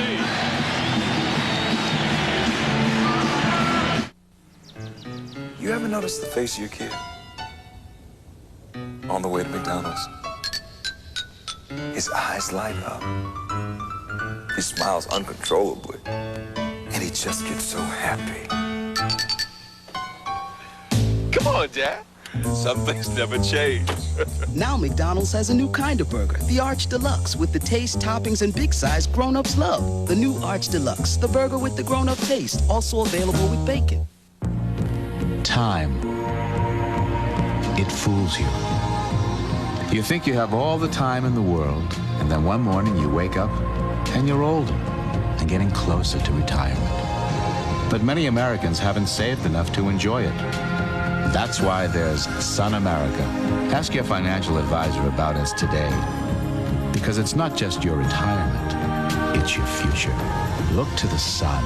Sun America.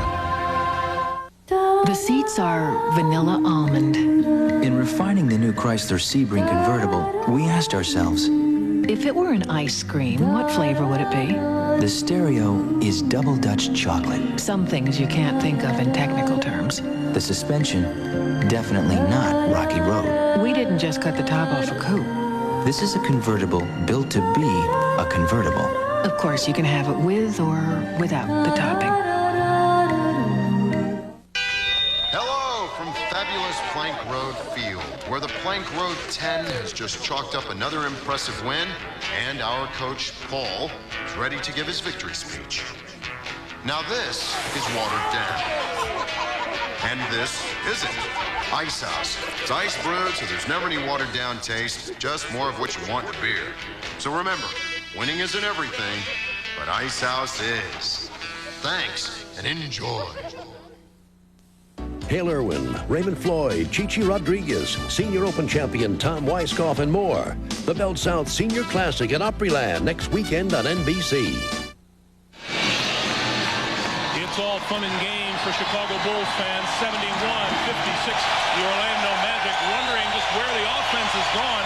Nick Anderson and Dennis Scott, who average almost 30 points a game in the postseason together, they've managed just 2 points total today. Meanwhile, on the other side of the floor, the Chicago Bulls are a coach's dream. Complete and total balance in their offensive approach this afternoon.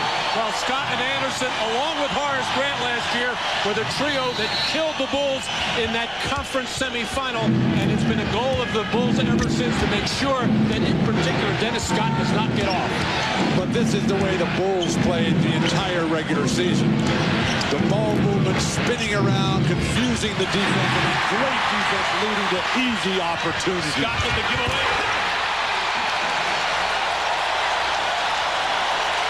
This is a clinic. The Bulls with their biggest lead of the day. And Magic came out and looked to get Dennis Scott a shot. He was taken off, forced to put the ball on the floor, jumped in the air, turnover, layup. O'Neal. Rodman may have gotten a hand on it. Rodman, like Akeem, willing to get in there and put his body on shot.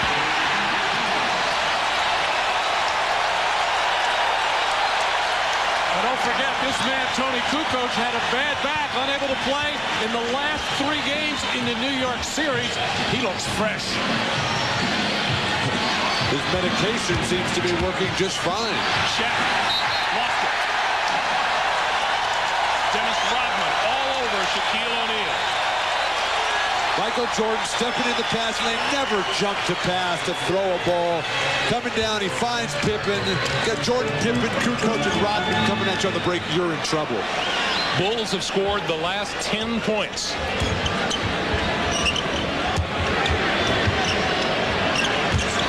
Shot clock at 5. Jordan.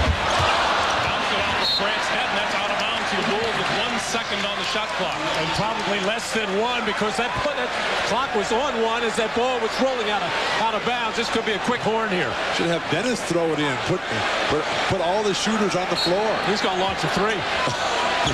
Hook it. Short.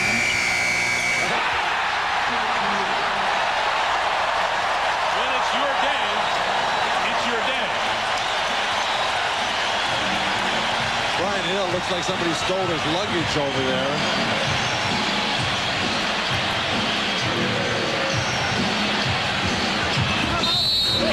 And Rodman grabs him and says, part of the game.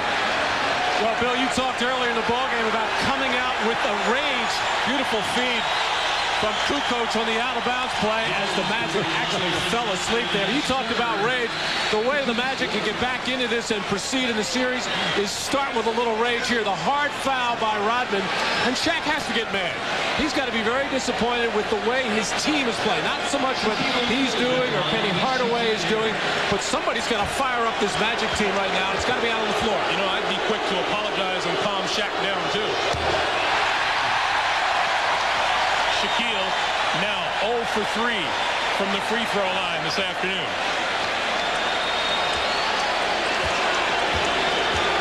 That's two old buddies, Scottie Pippen and Horace Grant. I asked Scottie before the game, I said, do you talk to Horace more than you talk to Dennis Rodman? He said, I think so. 17 rebounds for Dennis Rodman. But the way this game has been so dominated at the power forward position by Dennis Rodman, and absolutely everything we talked about in the opening that Horace needed to do, hit the jumpers, control Dennis Rodman's emotional contribution, make something happen on the defensive end. That's embarrassing most of these numbers. Rodman has as many rebounds as the Magic do as a team. The crowd starting to taunt Horace Grant here. Horace Grant hoisted on the shoulders of his teammates when the Bulls were eliminated by Orlando a year ago. Pippen back outside for Harper.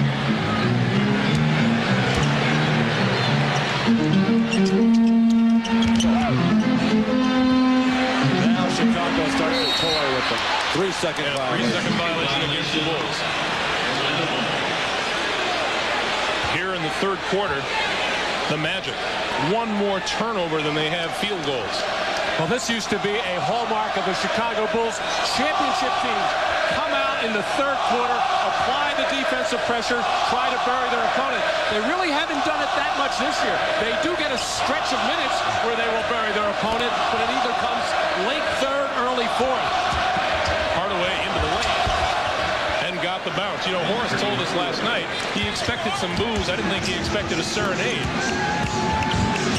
Well, the way he's been so badly outplayed. And now Horace just took a shot from Scottie Pippen. Pippen with the basket. Horace in pain at the baseline. And Brian Hill says 20-second timeout right here. An obvious pain for Horace Grant. Well, you know, Greg, anybody can have a bad game. It just seems so unusual because Horace Grant has been playing such beautiful basketball in every area. And now he's trying to chase down Scottie Pippen. And I thought he hurt his left elbow on this particular play when he first bent over. Pippen cuts to the basket.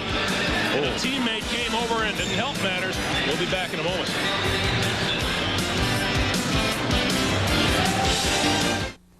You followed 1,000 players here. 1,000 more will follow you. Maybe someone will listen. Maybe someone will hear.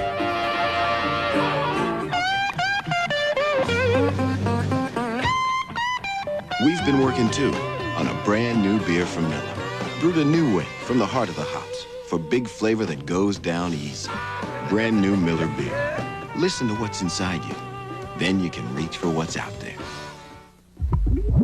If more top mechanics use one motor oil over any other brand in their own cars and trucks, maybe it's time you changed your oil. Valvoline, the #1 choice of America's top mechanics. Announcing Goodyear's Race Days Tire Sale. Save up to 25% on all Goodyear Eagles and all Goodyear Wranglers. Other Goodyear tires from $19.99. Get to Goodyear and save. And ask about Infinite Tread with a lifetime Tread Life limited warranty. I am a grandfather that takes pleasure in doing anything I can for the kids, and they know it too. I've never been rich and never really wanted to be. I just feel you should live comfortably, but you don't need to be a fool about it. And I try to impart that to my grandchildren. And you got to have a goal and an aim in life in order to get anywhere. Spend Memorial Day weekend with NBC and the NBA Conference Finals. Next Saturday at 3 Eastern, Jordan and the Bulls face Shaq and the Magic. Then next Sunday at 3 Eastern, Kemp and the Sonics meet the Mailman and the Jazz. And next Monday at 3 Eastern, the Bulls and Magic battle again. A special holiday treat next Saturday, Sunday, and Monday on NBC. Orlando forward Horace Grant being tended to on the bench after the collision under the basket just before the timeout. As we watch the replay, take a look at Shaquille O'Neal, who comes in and lays a lick on both his teammate Grant and Scottie Pippen. And Shaq is the only one left standing. Here's another look at it. Shaq coming in from the right side of your picture. And there is the shot to Horace Grant's left arm. That is what they were tending to over on the bench. And Grant will stay on the bench when the teams come back onto the floor. A situation there where Horace's arm, as they help him off, in serious pain. Now, Horace Grant, one of the toughest players in the NBA. But his arm got caught in between. And then the momentum of Shaq's incredible force just extended that arm in the wrong direction. Jim Gray is checking it out for us. We'll get a report from him as soon as possible. Shaq with the dunk. Oh, that was a perfect pass by Brian Shaw. Almost it could have been called a goaltend right over the rim, and all Shaq had to do was stuff it through, and he's pressing right now as well. Jordan. Michael Jordan has 18. But now an effortless 18. But Orlando playing with an all-guard lineup except for Shaq. That's a foul. You think? I would hope. And a hard foul. And Michael Jordan would want to go over, pick up Penny, little pat on the back, but he wanted to make sure it's Horace Grant in obvious pain right now. In fact, let's check in with Jim Gray right now. Jim. All right, thank you, Greg. It's his left elbow. I just talked to Dr. Jim Barnett. He's the team physician for the Orlando Magic. They're going to go back right now and take some x-rays on his left elbow.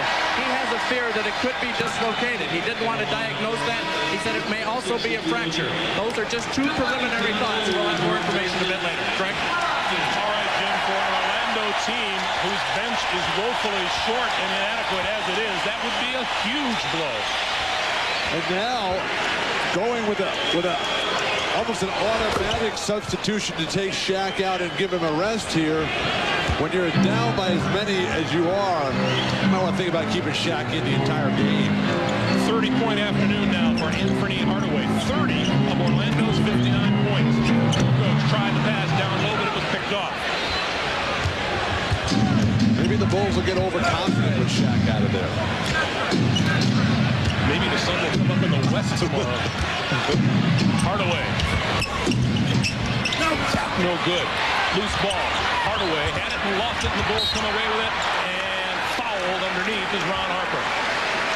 Well, the good news there for Orlando, they finally got a little bit aggressive on the offensive glass, got a second shot opportunity. It's very difficult to get a handle on this Horace Grant situation. We had gotten a report from Jim Gray before the game that it was his right elbow that he hurt at the end of the Atlanta series. In any event, it's Horace's responsibility to inform team doctors, trainers, coaches about any kind of injury and get proper treatment. Kukoc. Around and out, tap up no good by Harper. Last 30 seconds of the third quarter. Teams are just unwilling or entirely unable to play one-on-one defense against Chicago. And that just gives them so many tipping opportunities on the glass. It killed the Knicks. It's held true today against Orlando.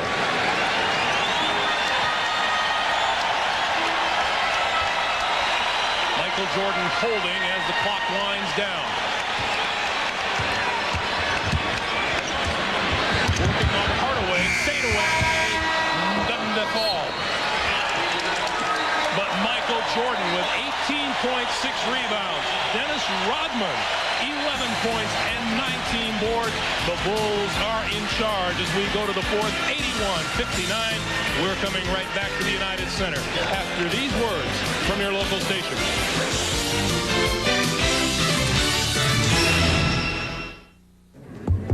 If everyone's ready, I'd like to get started. The all-new Chrysler Town & Country LXI has dual... How would you compare the leather-trimmed seats and the Lexus? Well, both have power and memory, but in terms of minivans... These dual climate zones. Now, isn't Mercedes offering these? Yes, on most models. However... more like a touring city. Excuse me, but isn't anyone going to compare it to another minivan? Anyone? Pennzoil technology leads the way again. Pennzoil 97, first to fully achieve 1997's tougher GF2 motor oil performance standard that requires higher fuel efficiency, reduced volatility burn-off, full-time protection against high-rev foaming. Don't wait. Get tougher GF2 motor oil performance for your car today. Get Pennzoil 97 and get it now. Pennzoil, a broadcast sponsor of NBC's coverage of the 1996 Olympic Summer Games. Please kiss me, croaked the frog. And then the princess kissed the frog, and he suddenly turned into Charles Barkley. Daddy! Okay. You caught me. The frog turned into a handsome prince. I love reading with my kids. We all enjoy it. Reading builds a solid foundation for their future. Okay, who wants to read the next one? Daddy, Charles must have been a really big frog. How can you tell when someone's lying? Learn the secrets. Dateline tonight. What would happen if one of the world's great luxury car makers came together with one of the world's finest leather goods companies? Introducing the Lexus Limited ES300 Coach Edition. It begs the question, is the world becoming more luxurious? Or does this car only make it seem so? The ES300 Coach Edition. They test car batteries here. They test pickup trucks here. And when they test yard machines, they go here, Dave Spivey's house. MTD tractors, chipper shredders, lawnmowers, and edgers tackle the toughest jobs. Look for MTD yard machines at retailers near you. MTD. Wow! I like it! MTD Yard Machines, American made, American owned. Doctors who heal with prayer. Tomorrow at 6 on News Channel 8. This copyrighted telecast of the National Basketball Association may not be retransmitted, reproduced, or rebroadcast without the express written consent of the NBA. Welcome back to Chicago, everyone. Who gets a shot at our camera at the top of the fourth quarter? One of the fastest rising celebrities in the nation. That's Lil Penny. And Lil Penny, whom you saw at the top of our show, we've got to ask you, what do you think of this game so far? A walk. Yes. We needed Lil Penny to tell us that. Certainly has been a war for Horace Grant, unfortunately, in the locker room. Now, what Orlando has to do is come out and try to salvage some respectability after this game. Certainly not for Penny Hardaway, who's been brilliant. But where have the rest of the Magic been today? Oh, 30 from Penny, 20 from Shaq, and just 9 from the rest of the Magic. Nick Anderson, 0 for 7. Dennis Scott, 0 for 3. Yes, but Shaq with a 20-point performance when they're not double and triple teaming him. When that happens, you got to go for 40, 50, and 60. Well, how many did Wilt used to get, Matt? Well, he averaged 50 the one year, Bill, but... Well, in a big playoff game, if they didn't double team, Wilt would get 60 or 70. Well, back in those days, they rarely double teamed. In fact, the only team to do it was the Boston Celtics. Casey Jones, very adept at coming down, waiting for Wilt to put the ball on the floor. Other than that, other teams can double team. Ron Harper with the steal. And he'll go to the line. 20 points for Michael Jordan. Michael Jordan feeding so quickly. You see how he anticipates and gets out in the lane. Michael Jordan able to finish on the break, on his way tomorrow to pick up his 4th MVP trophy in his brilliant career. Still 2 behind Jabbar. Only one now behind Bill Russell with 5. You've been keeping count. I keep track of stuff like that. 21 points for Michael Jordan. Bill Wennington, and Kukoc comes over to help with the double team. Cross court, Penny on the drive. And that's why Chicago does not want a double team from the weak side. The first time today that they came that way with Kukoc, and they're the kind of easy baskets that you get when you double team that way. 32 for Anthony Hardaway. Oh, the pass! Steve Kerr to Bill Wennington. Sure, it makes all the sense in the world. Have Kerr and Wennington play a 2-man game and send Jordan and Kukoc to the weak side. And that foul called on Bill Wennington. Let's take a look at that pass. What a sweet pass from Steve Kerr. Under duress, deep in the left corner, and being hounded by Anthony Bowie. Shaq out there to double team, and Wennington does the right thing, heads for the basket, and Kerr able to deliver that ball from behind the back. Steve Kerr grew up as a ball boy for the UCLA Bruins. Saw a lot of good basketball. Shaq missed the dunk. Looks for the foul call, didn't get it. The Magic are literally the same. Where did our forwards go in this game 1 as Wennington throws another one down? Brian Hill is furious. He felt that Tony Kukoc undercut Shaq on that dunk attempt, and Shaq stopped to look at the referee. Yes, he didn't get the call, but you can't worry about it. You got to run back.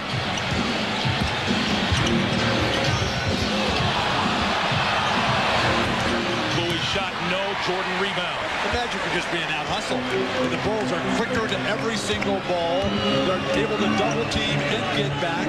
And they're able to double team from the weak side with Nick Anderson and Dennis Scott out of the game right now. They're not really worried about the other shooters. Yes, they are worried about Penny Hardaway, however. Here's the play that Brian Hill was furious about. And now Hardaway reaches down and grabs a hand, and he walks to the bench. 9:58 to play in regulation, and the Bulls are in charge. The NBA Conference Finals continue next Saturday, Sunday, and Monday on NBC. There's 4 million miles of roads to show you what you're made of. So, fellow nomads, start your itineraries. The Toyota Summer Drive sales event is on. Run into your dealer before the asphalt starts to cook. There's a choice of new Toyotas to worship the road any way you want, and even special lease rates on the Toyota you always wanted. But you gotta hurry, because there's great values on new Toyotas and a billion sights to go. So drive.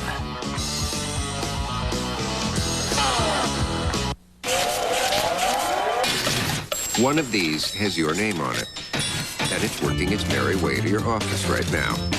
It's yet another promise from yet another discount long-distance company of big savings over AT&T.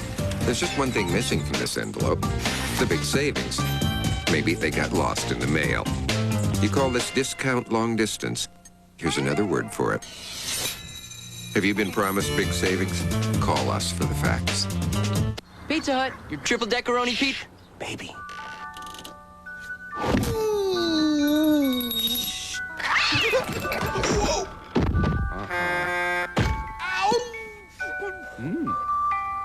Wow! What a pizza! New Pizza Hut Triple Deckeroni Pizza. 90 pepperoni pieces, 6 cheeses, 2 crusts, 1 hellacious taste. Now get a Flipper Squirt toy delivered for $1.69 each with any pizza purchase. Hello from Plank Road, where our man Paul is out to prove that it's what's inside that counts. Take this bottle. Someone went to a lot of trouble to get this ship into it, but what are you gonna do with it? Then take this bottle, Ice House. The folks at Plank Road also went to a lot of trouble, but look at all you get. An ice-brewed beer with no watered-down taste, so it goes down smooth and easy. So, if it's what's inside that counts, you can always count on Ice House. Thanks, and enjoy. Miller, where great taste runs in the family, brings you Miller Moments. Today's moment takes us back 1 year. Bulls and the Magic, game 1 of the East semifinals. In the final seconds, the Bulls down by 1. Michael Jordan has the ball knocked away by Nick Anderson. The ball picked up by Penny Hardaway. He finds Horace Grant for the clincher. The Magic won it 94-91. Went on to take the series 4 games to 2. In recognition of that moment, the Miller Brewing Company donates $1,000 to the Thurgood Marshall Scholarship Fund. Speaking of Penny Hardaway, take a look at what happened on this last trip down court just before the timeout. Well, the Magic getting caught up in a switch situation, and Hardaway really wasn't reading it and trying to he got his hand caught on Michael Jordan's jersey. The rebounding has been the biggest story of this game so far. The Magic being out-rebounded 49-19 and outscored 25-2 on second shots. Ouch. 19 rebounds for a team that has been averaging 41 during the postseason. Anthony Bowie with the jump shot, 88-63, as we come up on 9.5 to play in regulation. It hasn't just been rebounding, it's been attitude and aggressive defense, and that's how the Chicago Bulls came out to start this series, and the Magic came out flat. From the opening play of the game when the Bulls went up 10-0. Shaq knew he made a mistake as soon as he touched that one. The ball didn't look like it had a prayer of going in, and Shaq comes over. I don't know if it was even going to hit the rim. No.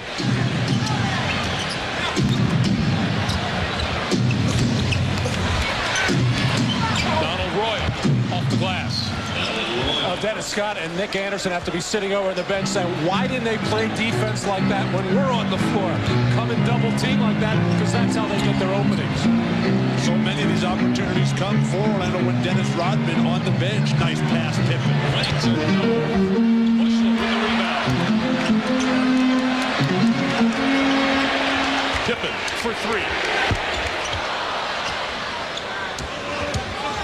The Magic come back. Hardaway to Shaquille down the lane for the layup. So Shaq adds another two. He has 22.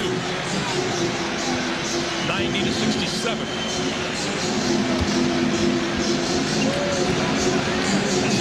The Bulls so quick. Oh, Pippen on the back door. Oh, Steve Kerr. Boy, the Bulls have been beating the Magic off the dribble all afternoon long, but you don't expect Steve Kerr to take you off the dribble to that extent, going in and laying it up unmolested. Donald Royal hits his second straight shot, 92-69. And again, 69 points for the Magic, the highest scoring team in the playoffs with 105 in the 8 games played up until this afternoon. And the Bulls played such poor offense against the Knicks. Creative passing. They're just toying with him at this point. Steve Kerr for three.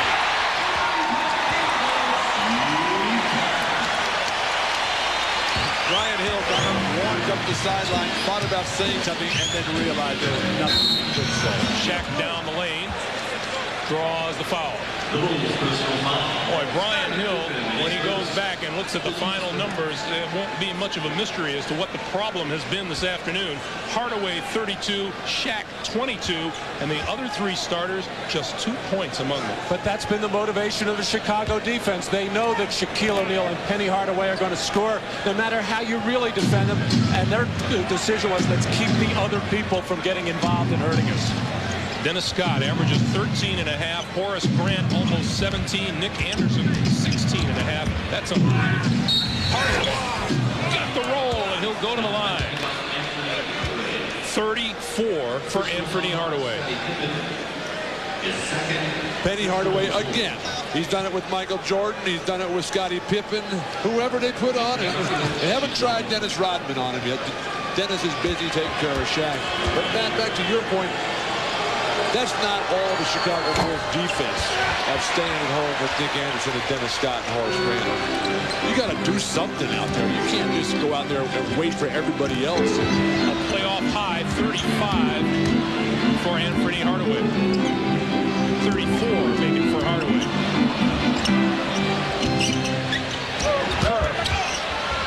Kicks it to Wennington. Royal with the rebound and the quick outlet for Hardaway. The Magic come back 4-on-2, and Hardaway slows it down. Bowie from the far side comes up short. Kruko, tremendous extension and range on the defensive end. And we get a timeout on the floor with 6:27 to play. The Chicago Bulls en route to a Game 1 victory in the Eastern Finals. There's a hostage situation vacation on Alcatraz. On June 7th, you refuse payment, I launch the gas. Chemicals beyond anything you can imagine. Alcatraz. You know The Rock. He broke out successfully. Is back in business. Welcome to The Rock. From the producers of Top Gun and Crimson Tide. You enjoying this? Sean Connery, Nicolas Cage, Ed Harris. That's just about the most awful thing I've ever seen. The Rock, directed by Michael Bay, rated R. Okay, so you're out in the middle of nowhere, trapped inside a giant maze.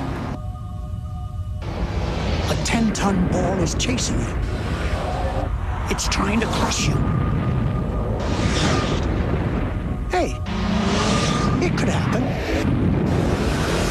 A powerful, comfortable T100 extra cab.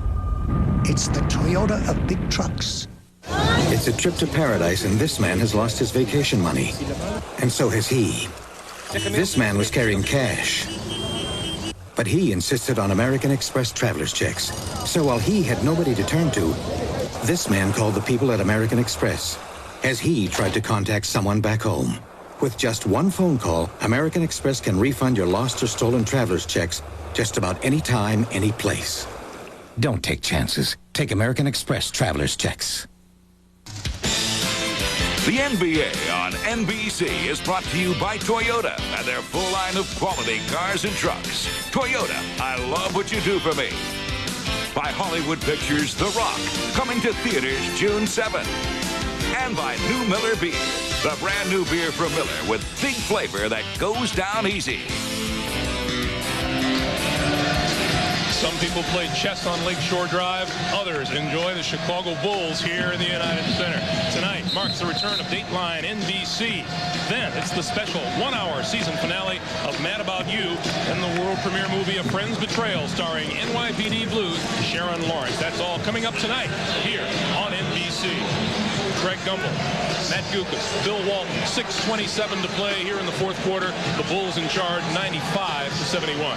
Bill, you talked a little bit earlier about Dennis Scott, Nick Anderson have to find ways to get involved.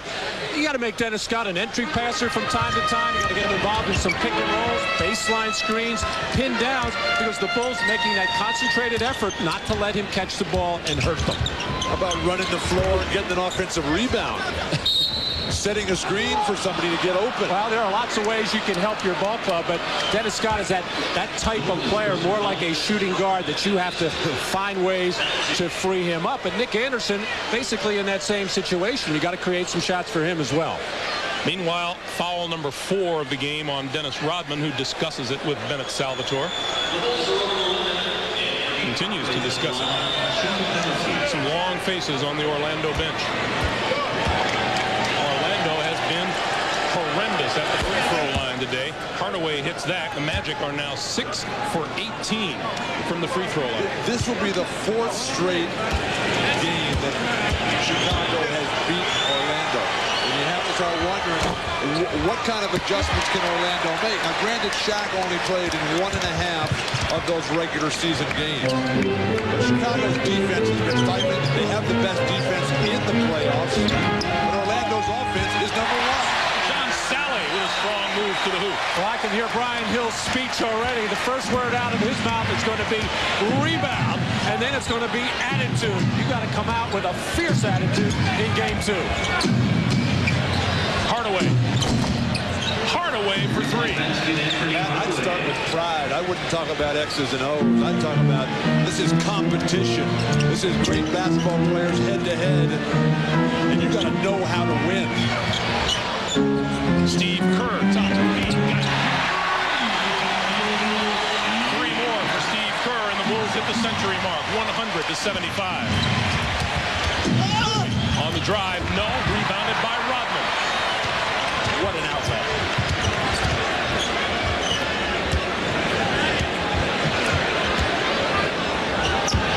Rodman with 21 rebounds. 13 points, 21 boards for Dennis Rodman.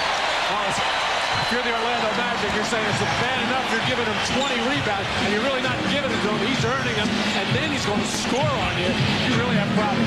Shaq got fouled. He'll go to the line. Right now, let's check in with Jim Gray. Jim.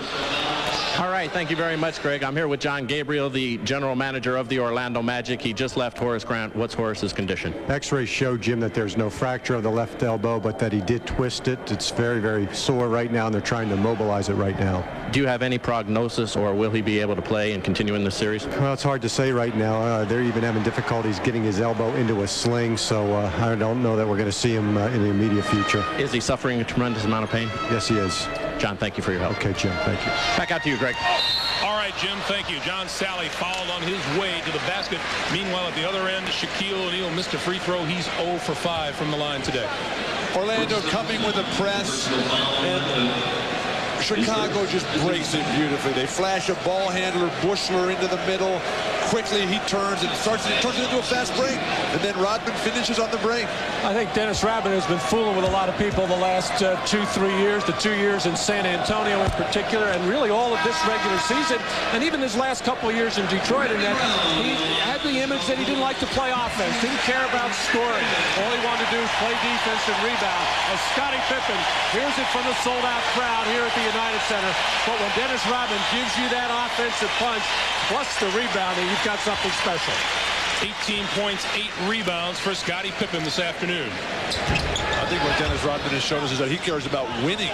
Last year, Spurs, where he played, they were the best regular season team. This year, again, he chased down that regular season best record.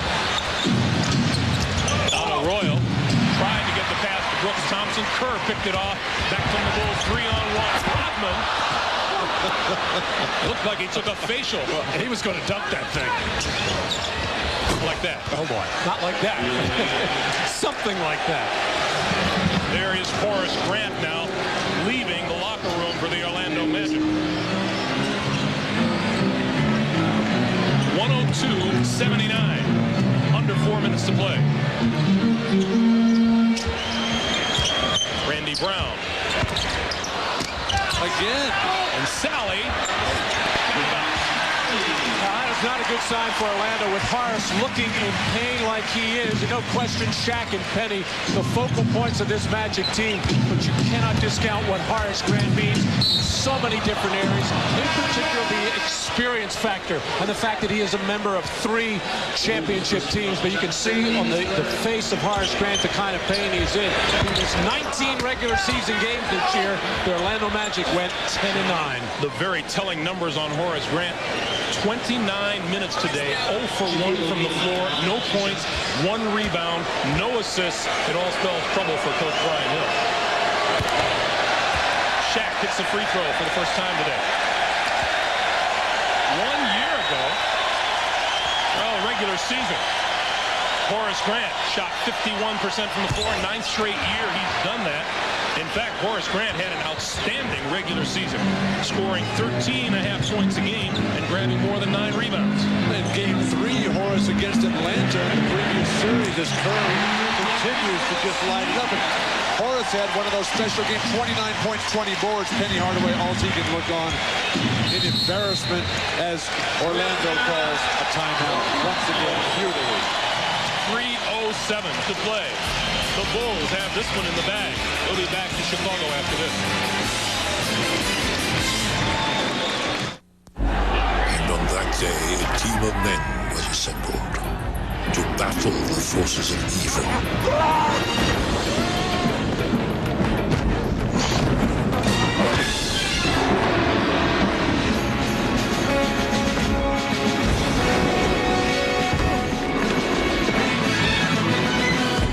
Au revoir.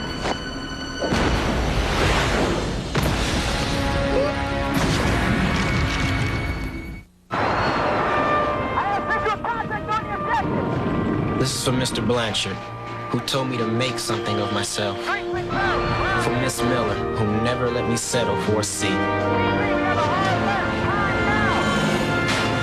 For my parents, who believe in my dreams. For myself, for my future. Be all that you can be. This is Bruce Nicholson's Toyota truck. So far, it's gone over 436,000 miles. It's on its 9th set of tires and its original engine. So where's Bruce now? He's ever so carefully breaking in his new one. Toyota Tacoma. You simply can't buy a more powerful compact truck.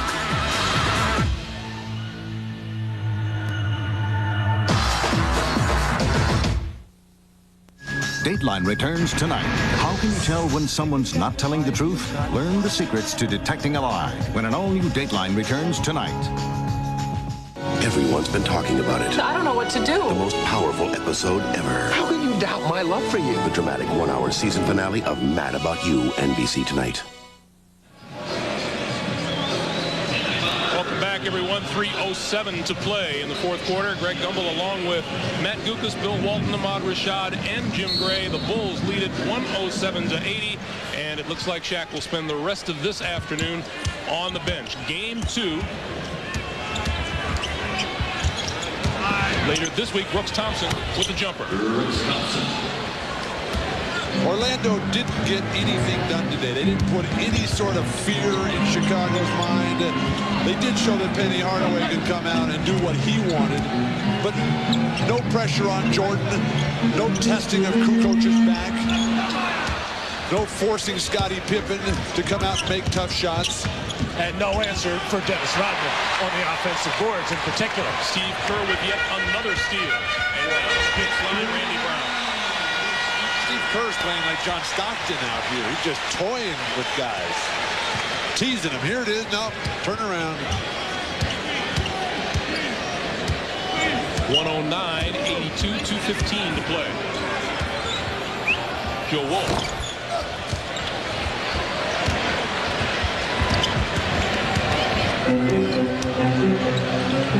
Bush looking for three. And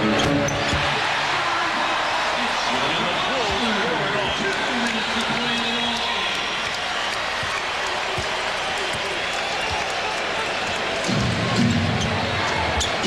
Joe Wolf again. And Brown with the rebound. Outlets for Sally. Who scores? I don't think John Sally can dunk anymore. Brian Shaw, front rim. Kukoc with the rebound. Well, you know, in some respects, if you're Brian Hill, you're almost glad that if you're going to lose one, that it is in this fashion a blowout, because there'll be no problem in getting everybody's attention tomorrow at practice as to what they have to do to come out and be ready for game 2. Kukoc hits the turnaround. Orlando's worst previous playoff loss was by 27 to Indianapolis in 1995. Greg, you mentioned earlier that Orlando has never started a series on the road. This is their first. They have a short playoff history. When they lose the first game, they not only have never won a playoff series, they've never won a game in that playoff series. Steve Kerr having himself a good old time on the floor. We're under a minute to play.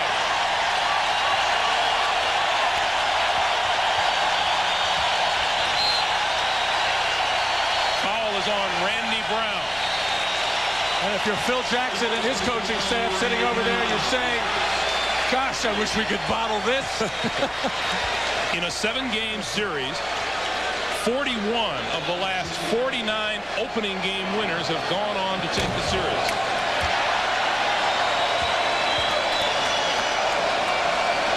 And the Magic about to suffer their worst playoff loss ever. And you can see the look on that man's face. Michael Jordan said he knows this is a long series. This is just one game. You cannot win or lose a series after just one game, although this was rather decisive.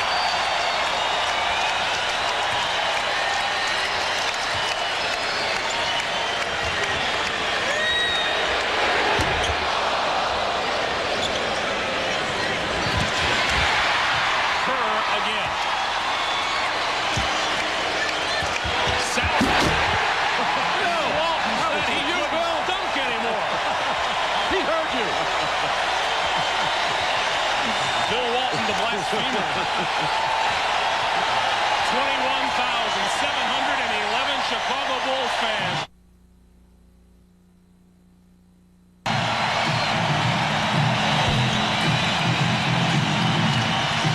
Penny Hardaway scores 38 in a losing effort. It was